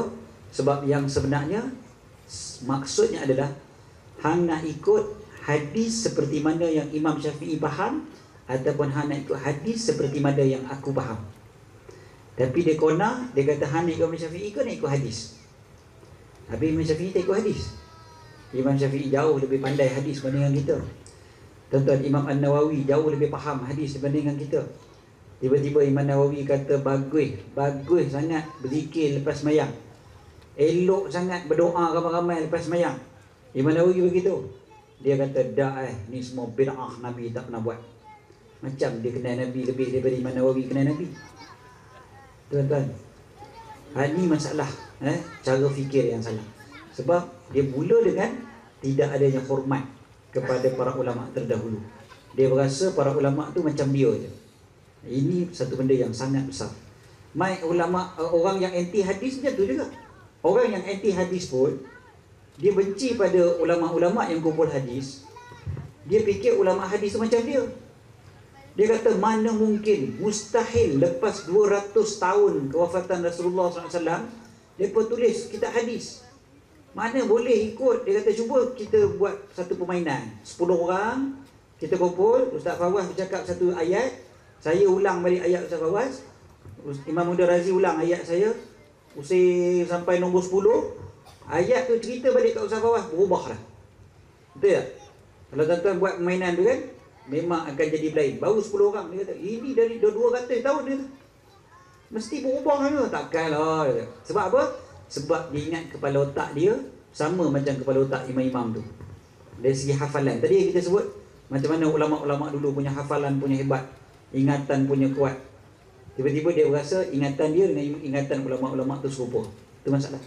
Belum lagi dikira antara hubungan para ulama tersebut dengan Allah SWT. Allah yang ini jauh sangat-sangatlah kita. Dari segi kekuatan mental, ingatan yang Allah Ta'ala kurniakan pada mereka, kita dah lari. Kita dah kalah jauh. Kalah teruk. Dari segi ibadat dan hubungan mereka dengan Allah, yang ini jauh lagi mereka meninggalkan kita. Tiba-tiba kita nak kata kita lebih hebat daripada mereka. Siapa kita? Tuan-tuan, masalah ni masalah pada jiwa, masalah pada hati. Yang nampak ataupun yang berasan, yang rasa diri tu hebat, yang rasa diri tu pakar. Ada orang hari tu dia kata bila orang tak letak dekat title dia pakar ilmu hadis, marah dia tu kan. Marah dia. Apa mempersoalkan orang punya kepakaran? Hanya semata-mata sebab tak letak dia pakar. Pakar tak mana sangat pun tanya ilmu hadis, hafal hadis. Baru hadis 40 pun dah tengah langgang kan. Tiba-tiba kita nak sebut kita pakar ilmu hadis. Allah, jauh sangat tuan-tuan. Jauh sangat. Okay, jadi tuan-tuan yang rahmati dan dikasihi oleh Allah SWT sekalian. Sekarang ni bila timbul masalah-masalah yang disebutkan tadi oleh Imam Mudarrazi, iaitu okay, orang semua nak claim kata saya lah Islam, pandangan saya lah Islam dan sebagainya. Kita balik pada tradisi. Balik pada tradisi ilmu Islam itu sendiri. Cara mengajinya macam mana. Innamal ilmu bitta'allum. Hanya sahaja ilmu itu mesti dipelajari. Jangan sekali-kali ambil ilmu daripada seorang yang kata telah berkata guru kami yang kami muliakan Syekh Google. Jangan tuan-tuan. Rupanya sanad dia sampai kat Google je tuan-tuan. Bahaya sangat-sangat. Jangan. Belajar betul-betul dengan guru yang belajar daripada guru yang belajar daripada guru sampai pada Nabi SAW. Tuan-tuan, di Kedah sebelum merdeka ni, saya biasa sebut ni fakta ni. Di Kedah sebelum merdeka ada 115 buah pondok. Ketika merdeka tu di Kedah ada 115 buah pondok. Tahun 90-an bertambah ke berkurang? Kurang lah. Kurang. Tambah. Kurang. Pondok kurang. Pondok kurang banyak mana tu kan? Daripada 115 buang satu. Tinggal 15. Daripada 115 tinggal 15 pada tahun 90-an. Pondok-pondok orang dah tak pandang. Cuma lah ni alhamdulillah dia naik balik. Alhamdulillah dia muncul semula. Ustaz-ustaz kita yang muda-muda apa semua pun mula buka pondok masing-masing. Masya-Allah. Sebab tradisi ni dia memang takkan dapat. Sebab telah dirosakkan pun oleh British. Dia masuk ni sistem pengajian Islam. Dia mengaji Islam pun dia dah mengaji cara seperti mana yang British nak saja. Dah mula dah banyak silibus-silibus tu dah dibuang. Ataupun mengaji matematik, geografi, sains pun tak mengaji dah ikut cara Islam. Jadi orang duk pondok ni dia dah mula dah diketepikan. Orang yang mengaji agama Islam pun dia tak mengaji mengikut cara tradisi Islam. Akhirnya diharapkan ilmu Islam itu terbuang dan orang pun dah tak faham Islam dengan cara yang betul. Tuan-tuan, ini bahaya sangat-sangat. Dan Nabi SAW bila sebutkan tentang akhir zaman ni, apa jadi? Allah Ta'ala angkat, Allah Ta'ala cabut ni. Allah Ta'ala cabut. Bukannya Allah Ta'ala cabut ilmu tu dengan matinya, dengan hilangnya ilmu daripada dada orang. Bukan hari ni ingat tiba-tiba esok lupa. Itu memang confirm dah tuan-tuan. Bukan kata hari ni ingat esok lupa. Tadi Ustaz Fawaz sebut pun lah ni lupa dah. Tapi Nabi SAW sebut bukan itu caranya Allah Ta'ala cabut ilmu daripada masyarakat. Tapi dengan cara apa? Dengan cara Allah Ta'ala matikan para ulama. Kalau betul lah ilmu ni boleh diperolehi dengan YouTube dan pembacaan sendiri saja, maka hadis ni tak relevan dah. Sebab Nabi SAW sebut tentang matinya para ulama. Bukannya hilangnya buku, bukan hilangnya Google tak. Tapi bila mati para ulama, habis ilmu. Allah Ta'ala cabut ilmu. Di akhir zaman, ini salah satu daripada apa yang akan berlaku, yang disebut oleh Nabi SAW. Dan hari ini kita tengok tuan-tuan, lepas seorang tok guru kita meninggal, lepas seorang meninggalkan kita, siapa agaknya yang boleh gantikan mereka? Risau kita tuan-tuan. Pondok-pondok dah habis, orang mengaji agama pun berbalah sama sendiri je. Balah sama sendiri tu bukan balah sama sendiri, balah dengan ulama' lah. Balah dengan ulama' terdahulu. Ni semua mereka ni tak reti, ni semua bid'ah, haram, syirik semua. Tuan Allah, agak-agak macam mana masyarakat. Dan akhirnya Nabi SAW bagi tahu juga tentang sayati 'alan nasi zamanun al-qabidu akan datang pada satu zaman orang yang berpegang teguh pada agama ni kalau qabidh al-jamr, orang yang berpegang ataupun menggenggam bara api. Makin sikit, makin sikit, makin sikit, makin susah, makin susah. Jadi saya tak nak panjangkan dah dekat pukul 12. Saya ingat boleh berhenti 11.30. Tapi kata soalan ada 6 tuan-tuan. Dan mujurlah Imam Muda Razi pandai, dia ringkaskan jadi 2. Mudah-mudahan 2 tu saya satu jawab, Ustaz Fawaz jawab satu, dan insya-Allah boleh balik. Orang ayat paling menggembirakan orang bila datang forum ni Ustaz adalah cukup setakat itu saja. Aku kau dihazar. Itu ayat dia paling seronok dia. Ayat Ustaz paling seronok dia bagi dia. Jadi cukuplah setakat itu saja. Wallahu a'lam. Alhamdulillah, terima kasih kepada Ustaz Syed untuk soalan terakhir daripada saya. Dan saya tak perlu ulah dah. Okay, kita akan pergi kepada soalan yang ditanyakan oleh tuan-tuan perempuan. Soalan dah banyak yang sampai. Saya tak buka dah mesej walaupun bunyi lagi, tak buka handset walaupun bunyi mesej masuk. Saya himpun 6 soalan yang saya sempat baca tadi. Dan untuk tuan-tuan perempuan yang ada tanya soalan pasal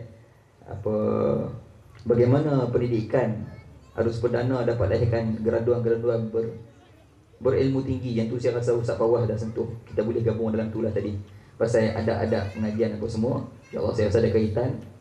Dan 6 soalan tu, satu soal, ada soalan yang sama. Panas juga ni nak tanya soalan ni pun. Kita bila buka soalan, hampa dan boleh tanya sungguh. Jadi soalan tu sama, tapi saya nak tengok cara jawab. Saya pecahkan seorang satu dapat soalan tu. Nah, baik. Jadi untuk Ustaz Fawaz, saya tanya 2 soalan kepada Ustaz. Ustaz jawab tu, lepas tu gulung tu, tutup tu. Lebih kurang 5 minit ke 3 minit ke Ustaz ambil masa bagi puas hati jawapan untuk mereka dengar. Soalan dari Ustaz, sebab orang yang tanya ni dia terus nak sebut nama Ustaz.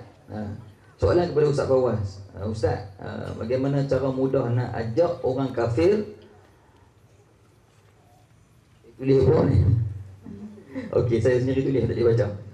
Bagaimana cara nak ajak orang kafir, nak bagi dia faham Islam tu agama yang hebat? Cara mudah dia. Sebab mungkin dia ni orang yang ada semangat dalam diri nak dakwah. Jadi dia nak tanya Ustaz bagi tip apa? Tu satu. Lepas tu soalan, Ustaz minta tolong komen pasal negara kita yang penuh dengan masalah. Okey, silakan jawab Ustaz. Ustaz lagi saya tanya ke Ustaz saya pula. Bulung tu Ustaz silakan. Baik. Terima kasih dia cakap kepada Fadilatul Moderator. Ini soalan balah belakang dah buat gaya sebenarnya. Baik, yang pertama sekali, apa cara mudah untuk kita tarik orang bukan Islam untuk mengenal dengan ajaran Islam ni? Saya minta maaf, pengalaman tak banyak, cuma setakat yang kita boleh kongsi sikit, satu cukup lah. Dia di antara cara paling mudah untuk tarik orang bukan Islam mengenali ajaran Islam, suka pada ajaran Islam adalah dengan akhlak yang baik. Simple lah, satu mungkin yang kita boleh amalkan perkara ini, akhlak yang baik. Apabila kita menunjukkan akhlak yang baik pada orang bukan Islam, insya-Allah orang bukan Islam akan tertarik dengan kita. Satu cerita boleh kita kongsi sebelum nak jawab soalan mudah tu. Cerita ni kisah benar berlaku di Kulim. Tadi saya sebut di USM. Ada seorang lelaki New Zealand, tapi ni bukan orang kafir lah, tapi orang Islam sama orang Islam. Tak apalah kita buat contoh. Hamba Allah tu pergi ke stesen minyak. Handset dia lebih kurang handset mahal juga lah. Handset tu jatuh di stesen minyak. Dia pun balik sampai di rumah, dia duduk gagau dia punya dompet, poket apa semua tu gagau tak ada, handset tu tak ada. Akhirnya dia ambil telefon isteri, dia telefon dekat handset dia yang jatuh tu. Telefon. Bila beberapa kali lepas telefon tu, tiba-tiba telefon tu dijawab. Maknanya ada orang ambil telefon dia di stesen minyak tu, orang tu angkat telefon. Waktu telefon bunyi, orang tu angkat. Hamba Allah tuan telefon ni bila dengar kata ada orang angkat, dia pegang telefon, dia kata Assalamualaikum. Dia bagi salam, Assalamualaikum. Kawan yang jawab, yang angkat, yang ambil telefon tu jawab, Waalaikumsalam. Orang Islam lah, Waalaikumsalam. Laki-laki ni kata, abang, saya nak minta tolong pada abang. Handset saya tu banyak maklumat dalam tu. Saya tak apalah abang nak bagi, abang nak duit banyak mana saya boleh bagi, tapi handset tolong bagi balik. Sebab maklumat dalam tu cukup penting tu. Laki-laki ni bila dengar hamba Allah ni duk cakap, dia kata, abang, sekarang ni macam ni. Dalam lebih kurang setengah jam lagi, abang main ke stesen minyak sekian-sekian. Saya tak sebut lah di mana, tapi di Kulim. Abang main stesen minyak tu. Hamba Allah tu mampir. Sampai-sampai stesen minyak Allah silam.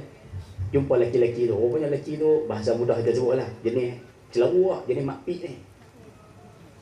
Jenis serabut ni, jenis minum cakoroi ni. Tak apa ya, contoh lah. Jenis lebih kurang macam tu lah. Apa? Faham terus sebut cakoroi tu. Abang ni pun bila dah tengok, jumpa dengan laki-laki serabut tu lah. Laki-laki serabut tu ambil handset tu bagi. Nah bang. Abang tuan handset ni pun ambil, keluar duit nak bagi kat dia. Dia tak payah bang, tak payah. Tak payah. Dia pun ambil, terima kasih banyak-banyak abang tu. Tak tahulah kalau dapat korang ni lebok lah saya punya handset apa semua, tak apalah. Bila tuan handset ni pusing nak balik, dia teringin nak tanya satu soalan. Teringin sangat-sangat. Akhirnya dia tanya. Dia kata ni, nak tanya adik satu soalan boleh tak? Ni yang marah tu. Pasal apa adik tak ambil handset ni? Soalan dia tanya tu.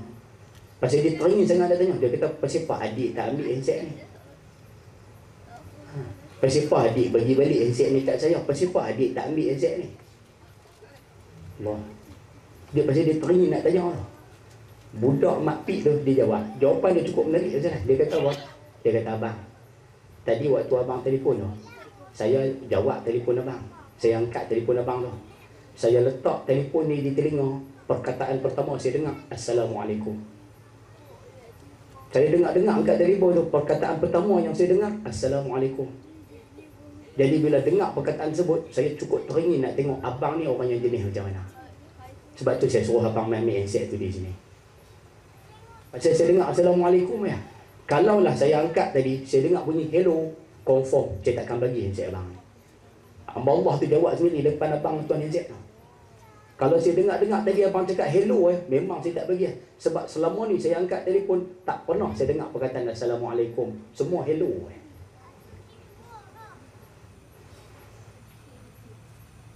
Saya pakai senyap, nampak gaya macam ni. Bunyi kipas pun dengar, nampak gaya. Semua kan. Tu yang saya kata tadi, akhlak. InsyaAllah Rasulullah, dakwah seumpama ni pasti berjaya. Itu satu. Dan yang kedua, hari ni isu soalan negara kita yang terlalu banyak masalah Rasulullah, yang ni tak upaya. Dia asas dia satu ya. Bila sebab negara ni dia berkait rakyat dengan pemerintah. Itu tak upayalah. Kalau dalam rumah, suami dengan isteri. Kalau masyarakat, pimpinan masyarakat dengan anak qaryah. Tapi kalau negeri negara, dia bergantung kepada pemimpin dengan rakyat.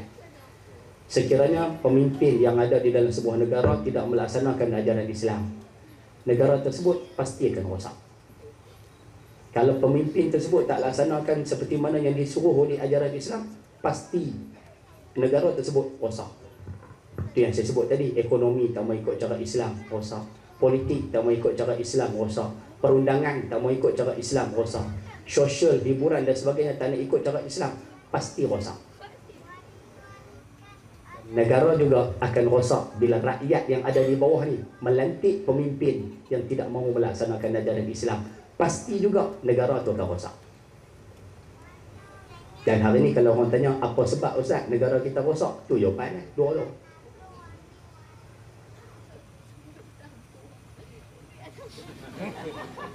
Bukan senyap, nampak gaya. Dan kalau ditanya di sebab yang lain, ada satu hadis, walaupun ada yang kata dia bukan hadis, tak apalah. Tapi disebutkan sinfani min ummati, ada dua golongan umat aku. Idza salaha, kalau dua-dua kumpulan manusia ni baik, salahan nas, semua manusia akan jadi baik.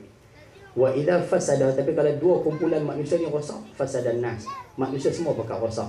Yang pertama al-ulama, orang alim, ulama yang rosak. Dan yang kedua, umara, pemimpin. Sebab itu mudah-mudahan ibu sekalian, kalau kata nak negara kita menjadi negara yang baik, pemimpin kena melaksanakan ajaran Islam, rakyat kena menyokong pemimpin yang nak melaksanakan ajaran Islam, barulah negara kita akan selesai banyak masalah. Berguna, saya rasa mudah-mudahan terjawab ibu sekalian dua persoalan tersebut. Dan sebagai kesimpulan, kita minta ayah-ayah ibu sekalian mulai malam ni sama-samalah kita menuntut ilmu. Menuntut ilmu ibu sekalian, kenalkan balik ajaran Islam dalam diri kita, keluarga kita, masyarakat kita. Dan mudah-mudahan dengan mengenali Islam, yang lebih dalam akan membuatkan kita ni makin hampir kepada Allah Subhanahu Wa Taala, insya-Allah. Jadi terima kasih atas kerjasama, terima kasih atas soalan. Wallahu a'lam. Alhamdulillah, terima kasih kepada Ustaz Fawaz. Habis sudah untuk sesi dengan Ustaz Fawaz. Sebelum saya nak masuk soalan kepada Ustaz Said, saya nak meluahkan kekecewaan dan saya nak minta Ustaz Said pun tengok jumlah kutipan kita, Ustaz Fawaz pun tengok. Sangat kecewa tuan-tuan. Saya tak tahulah, rasa bergetak juga tubuh ni.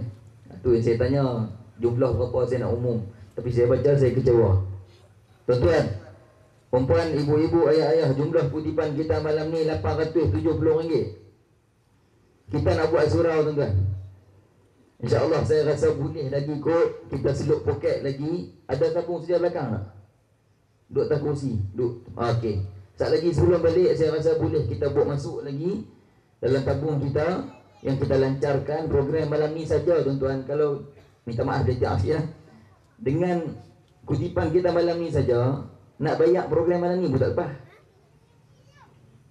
Tuan tengok program kita malam ni, nak bayar kemoh apa semua kan. Minta tolong, ada lagi kesungguhan, insya-Allah saya yakin semua boleh.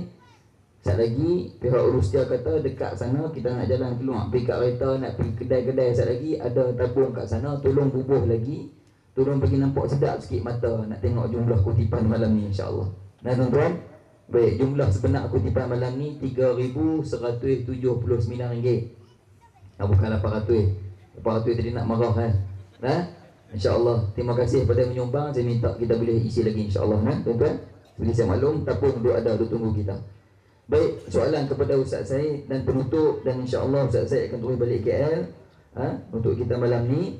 Soalan daripada pendengar kita, jemaah kita yang baik. Soalan pertama, Ustaz, bagaimana cara nak harmonikan rumah tangga ikut landasan Islam?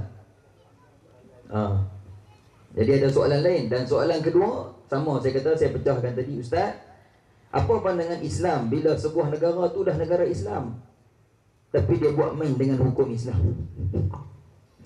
Dan apa satu lagi tadi? Tak apa ni Ustaz jawab kan. Sama lebih kurang. Media banyak duk cerita pasal pentadbiran, hal-hal politik. Bagaimana Islam memandang kuasa dalam pentadbiran? Yang ni cara Islam mentadbir. Jadi Ustaz gabunglah, Ustaz jawab. Saya nak baca semua ni sebab nak ambil hati orang yang bertanya ya. Ustaz jawab, Ustaz gulang kat Ustaz lah, insya-Allah, untuk dua soalan tadi. Wallahu a'lam, dan Ustaz boleh gulung terus tadi, insya-Allah. Silakan Ustaz. Tuan-tuan, 11:48. Nak jawab soalan tuan-tuan, soalan universiti tuan-tuan. Bukan soalan budak tadika. Soalan hebat orang kampung Aman, masya-Allah. Patut Aman kampung tuan-tuan. Dekat pukul 12 tanya soalan orang mengaji master tuan-tuan. Allah. Okey, saya jawab dengan mudah sekali, paling simple sekali, ambil balik apa yang Ustaz Fawaz sebutlah kali tadi, mengaji. Itu je lah. Tuan-tuan pergi masjid, tuan-tuan tanyalah kepada ustaz yang mengajar kat masjid tu. Tak apa, itu soalan yang paling mudah, jawapan paling mudah. Yang keduanya tuan-tuan, bila sebut tentang bagaimana Islam, keharmonian rumah tangga dan sebagainya, yang itu kita ada kursus, kita ada apa semua yang cukup panjang. Yang pentingnya ilmu dan ilmu. Kena tambahkan ilmu. Belajar dan terus belajar. Suami kena berperanan, isteri kena berperanan, mak bapak kena berperanan, anak-anak peranan. Semuanya dengan ilmu. Bukan dengan emosi dan bukan semata-mata dengan pengalaman. Dan bukan juga dengan orang cakap ataupun tengok dekat internet, tengok kat TV, lagi hampir. Jangan. Memang kena belajar betul-betul. Peranan suami tu betul-betul apa dia? Banyak suami yang ini tak mainkan peranan sebagai seorang suami. Dan banyak isteri hari ini tak mainkan peranan sebagai seorang isteri. Dia ambil teori, banyak ambil teori daripada barat dan teori daripada filem. Teori daripada drama ataupun teori daripada apa yang dia tengok dalam YouTube, ataupun dalam Facebook, ataupun teori berdasarkan daripada sembang kawan-kawan. Cik Kia, dia suami macam mana? Sembang. Tak cukup, kena mengaji. Dan Islam ajak ni, kalau nak cerita ni panjang lah. Kalau tadi saya sebut 6 tahun, saya cerita tentang bagaimana Islam memandang, bagaimana Islam melihat. Saya ada satu slot dekat IKIM FM dulu, tajuk dia Baiti Jannati, Rumahku Syurgaku. Tuan-tuan, saya buat rancangan ni tahun 2009 ke 2010 juga, lebih kurang. Yang ni bukan setiap bulan tuan, yang ni setiap minggu lagi. Baru dalam 2-3 tahun tuan, baru habis ketika budak umur 5 tahun. Belum lagi budak umur 50 tahun. Panjang tuan, cerita ilmu tentang, ya Allah, Allah Ta'ala bagi ilmu pada kita ni tentang rumah tangga ni terlalu banyak. Tapi kita masih lagi nak rujuk pada teori-teori barat. Teori-teori barat banyak sangat. Jadi jaga-jaga yang ini. Ambil teori-teori yang Islam ajar, terlalu banyak. Itu nombor satu. Nombor dua, bagaimana kalau negara Islam tapi mainkan hukum hakam Islam? Bukan negara Islam lah tu. Itu je lah. Simple jawab Kalau negara Islam, dia tak boleh main hukum hakam Islam. Buat main tak boleh. Yang ketiga, soalan yang tadi tentang soalan tadi panjang. Apa dia tadi? Bagaimana apa ni sekarang ni orang pentadbiran apa semua ni. Saya boleh jawab, tak bukan tak boleh jawab, tapi saya letih sikit nak jawab dalam tempoh 2 minit. Itu yang payahnya. Tuan-tuan, Islam melihat pentadbiran ni, pertama sekali Allah Ta'ala jadikan manusia tu memang untuk, tadi sebut liya'budun. Liya'budun itu ulama tafsir kelaskan kepada antaranya liya'rifun, untuk mengenali aku, dan untuk menghambakan diri pada aku. Hambakan diri pada Allah Ta'ala ni termasuk daripada segala aspek. Ni kita buat kesimpulan tu. Jadi hamba pada Allah ni, inilah benda pertama sekali yang Allah Ta'ala jadikan pada kita. Allah letak kita ni, sebelum kita ni sebagai seorang anak, sebelum kita jadi janin dalam perut ibu kita, sebelum kita lahir ke bumi jadi anak pada mak bapak kita, sebelum kita jadi adik pada abang kakak kita, sebelum kita jadi abang dan kakak kepada adik-adik pula, sebelum kita jadi anak murid kepada cikgu-cikgu dan juga pensyarah kita, sebelum kita bekerja menjadi pekerja kepada majikan kita, sebelum kita kahwin jadi suami dan isteri, sebelum kita menjadi mak bapak kepada anak-anak, sebelum jadi datuk nenek kepada cucu-cucu, Allah Ta'ala letakkan nombor satu sekali, engkau adalah hamba aku. Alastu bi rabbikum. Allah dah tanya tu dulu, aku bukan Tuhan kamu ke? Aku Tuhan. Kita semua dah jawab benda tu dah. Kita punya peranan pertama sekali adalah hamba Allah Ta'ala.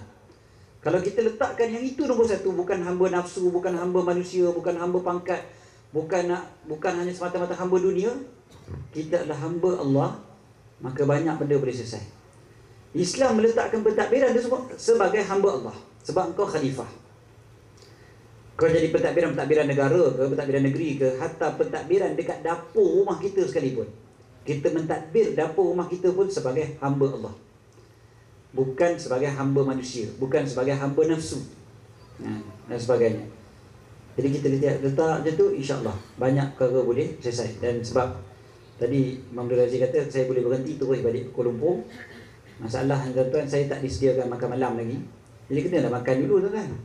Jadi nampak gaya timing Imam Abdul Aziz adalah saya akan berhenti pukul 12 suku, terus balik ke Kuala Lumpur. Jadi baik saya berhenti 11.54 supaya saya sempat makan malam dulu. Jadi saya boleh makan malam dulu, 12 suku saya boleh gerak balik Kuala Lumpur, insya-Allah. Jadi tuan-tuan, apa pun kesimpulannya, kita fikir je lah, macam yang awal saya sebut tadi, apa pun kita akan balik ke akhirat, ke syurga atau neraka. Itu je lah. Ujungnya dia tak akan berubah dari syurga dan neraka. Kita nak syurga, kita tak mau neraka. Dan kita kena jaga anak cucu kita, semua sekali yang berada di bawah jagaan kita, tanggungjawab kita, semuanya kita nak pastikan mereka menuju ke syurga, bukan menuju ke neraka. Daripada mereka kecil lagi sampailah sebesar-besarnya, semuanya kita nak pastikan mereka ke syurga Allah SWT. Tolong pelihara diri kita dan keluarga kita daripada api neraka Allah Ta'ala, dan bawa kita, diri kita dan keluarga kita semua ke syurga Allah SWT. Hadirkan kasih sayang Rasulullah SAW dalam jiwa kita. Selalu ingat tentang Rasulullah SAW. Bapa, suami, yang tadi soalan tadi kan, rumah tangga yang bahagia kalau selalu ingat Nabi SAW. Sungguh, jadikan Nabi SAW tu sebagai orang yang sentiasa kita ingat, bahkan yang sentiasa hidup dalam hati-hati kita. Hayyun fi qulubina. Kalau Nabi hidup dalam hati seorang suami, suami itu akan berperanan sebagai suami yang baik. Kalau Nabi SAW hidup dalam hati seorang ibu, seorang isteri, maka dia akan menjadi ibu dan isteri yang solehah, yang mukminah. Kalau Nabi SAW hidup dalam hati seorang pemimpin negara, maka negara itu akan menjadi negara contoh dan negara Islam yang sangat cantik. Maka sama-sama kita jadikan Nabi SAW hidup dalam hati-hati kita. Dan ujung sekali ni sedikit iklan lah, buat main daripada Kuala Lumpur. Apa dia, satu CD Zikir Munajat kumpulan UNIC bersama dengan saya. Album ketiga saya, Alhamdulillah. Album kedua, album doa yang ada doa duha yang tiap-tiap pagi berkumandang dekat radio. Budak-budak banyak ngapai yang kita sebut ya Allahumma inna duha. Budak-budak semua boleh jawab duha uqa kan. Tapi mak bapak boleh juga, boleh ngangguk doa duha tu. Itu pun mujur kalau disebut doa duha. Kalau disebut doa makan, betul tuan-tuan banyak budak-budak apa tapi mak bapak tak apa boleh dapatkan kat kedai album tu. Yang tu saya tak bawa. Yang bawa hari ni sambungan dia, Zikir Munajat, baru je keluar di pasaran, baru je keluar kilang 2 minggu lepas. Dan kumpulan UNIC bersama dengan saya ada tazkirah berkaitan dengan zikir-zikir yang patut kita baca setiap hari. Dan ada juga CD Ustaz Dusuki Abdul Rani, Ustaz Ahmad Dusuki, Timbalan Pengurusi Persatuan Pengamal Perubatan Islam Malaysia. Beliau bawa keluar CD untuk ayat-ayat yang kita boleh baca untuk rawatan, dan dibacakan zikir-zikir itu dengan mudah untuk kita hafal insya-Allah. Dan last kali adalah buku Kun Anta. Buku ni Alhamdulillah best seller, ada dekat Popular Bookstore apa semua tu. Ada dekat depan sekali tuan-tuan masuk Popular Bookstore, tuan-tuan akan nampak muka saya dulu dengan Heliza Helmi. Jadi buku Kun Anta tulisan saya dengan Heliza Helmi boleh dapatkan di belakang sana. Buku motivasi, cerita-cerita pengalaman daripada zaman sebelum Nabi SAW sampailah cerita tentang saya dan Heliza pun ada dalam tu.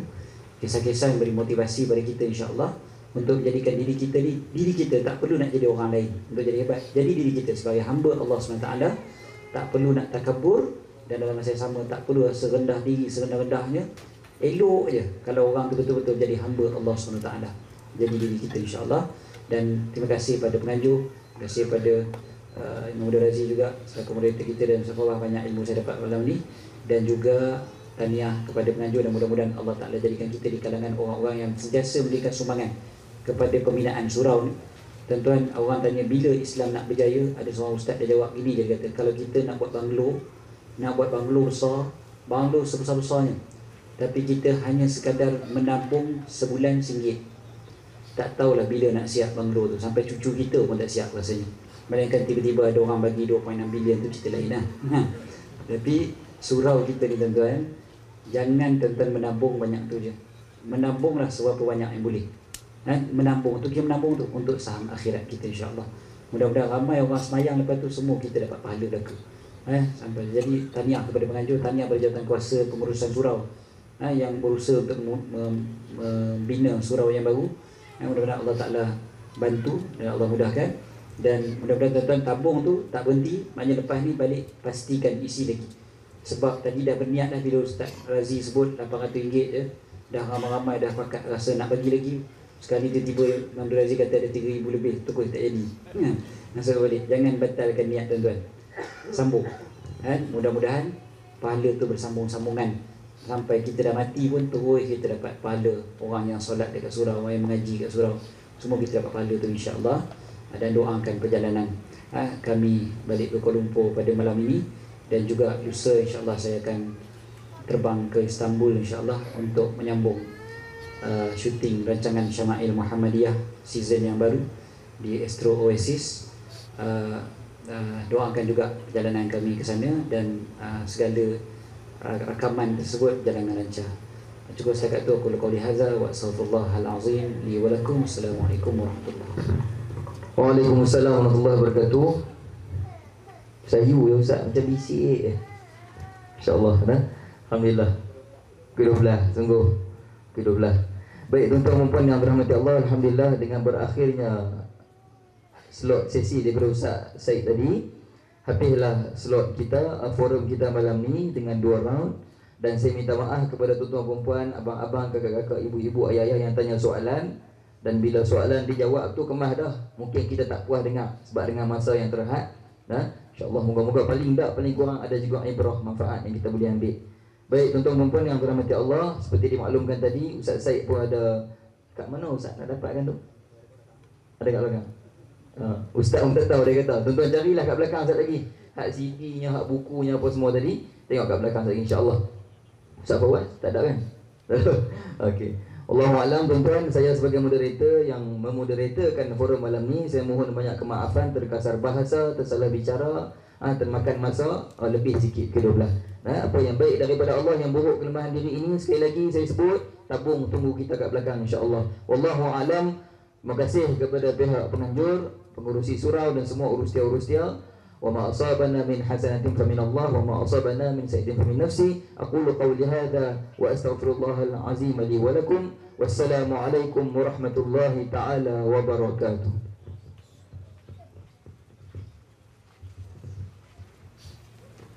Waalaikumsalam warahmatullahi taala wabarakatuh. Jazakumullah khairan katsira. Terima kasih buat sahabat baik saya Al-Fadhil Ustaz Fawaz Makjan dan Ustaz Sajid Jufri, dan tak lupa juga buat imam muda kita Razi, insya-Allah.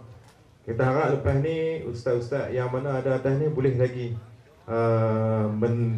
mendalami dan bersama-sama kita berkongsi ilmu dalam qaryah ni. Allahumma salli ala sayyidina Muhammad. Ibu-ibu, ayah-ayah, muslimin muslimat yang dirahmati Allah Subhanahu wa taala sekalian, di depan sana ada produk-produk keluaran anak qaryah kita, keluaran umat Islam kita. Marilah kita sama-sama bantu-membantu untuk mengukuhkan ekonomi Islam kita. Tamanya bila tuan-tuan balik nanti hujung sana, kita tengok sahabat kita ada jual sarung bantal kabu, jam tangan dan sebagainya. Tak lupa juga produk daripada keluaran Al-Fadhil Ustaz Kazim Ilyas. Dan ada juga yang jual minyak wangi, susu kambing original. Produk keluaran anak qaryah yang hak tengah sekali tu, iaitu makanan ringan, minuman, dadih dan sebagainya. Untuk yang kelima, kita punya produk, iaitu produk yang menyumbangkan dana daripada Surau As-Salihin, iaitu air mineral Awaldi, air Kegen untuk kesihatan. Kita ada juga menjual jagung mentah, dan semua produk-produk yang saya sebut di atas adalah menyumbang kepada dana untuk Surau Kampung Aman, Surau As-Salihin. Tidak lupa juga kita untuk produk keluaran olive oil, yang ini berkesan untuk segala penyakit, keluaran Muslim juga. Minyak zaitun Olive House, pati delima, jus delima dan buah tin. Pada ibu-ibu, ayah-ayah, sama-samalah kita akhiri program kita dengan tasbih kifarah dan surah Al-Asr. Subhanakallahumma wa bihamdika wal 'asr innal insana lafi khusr illa allazina amanu wa amilus solihat wa tawassaw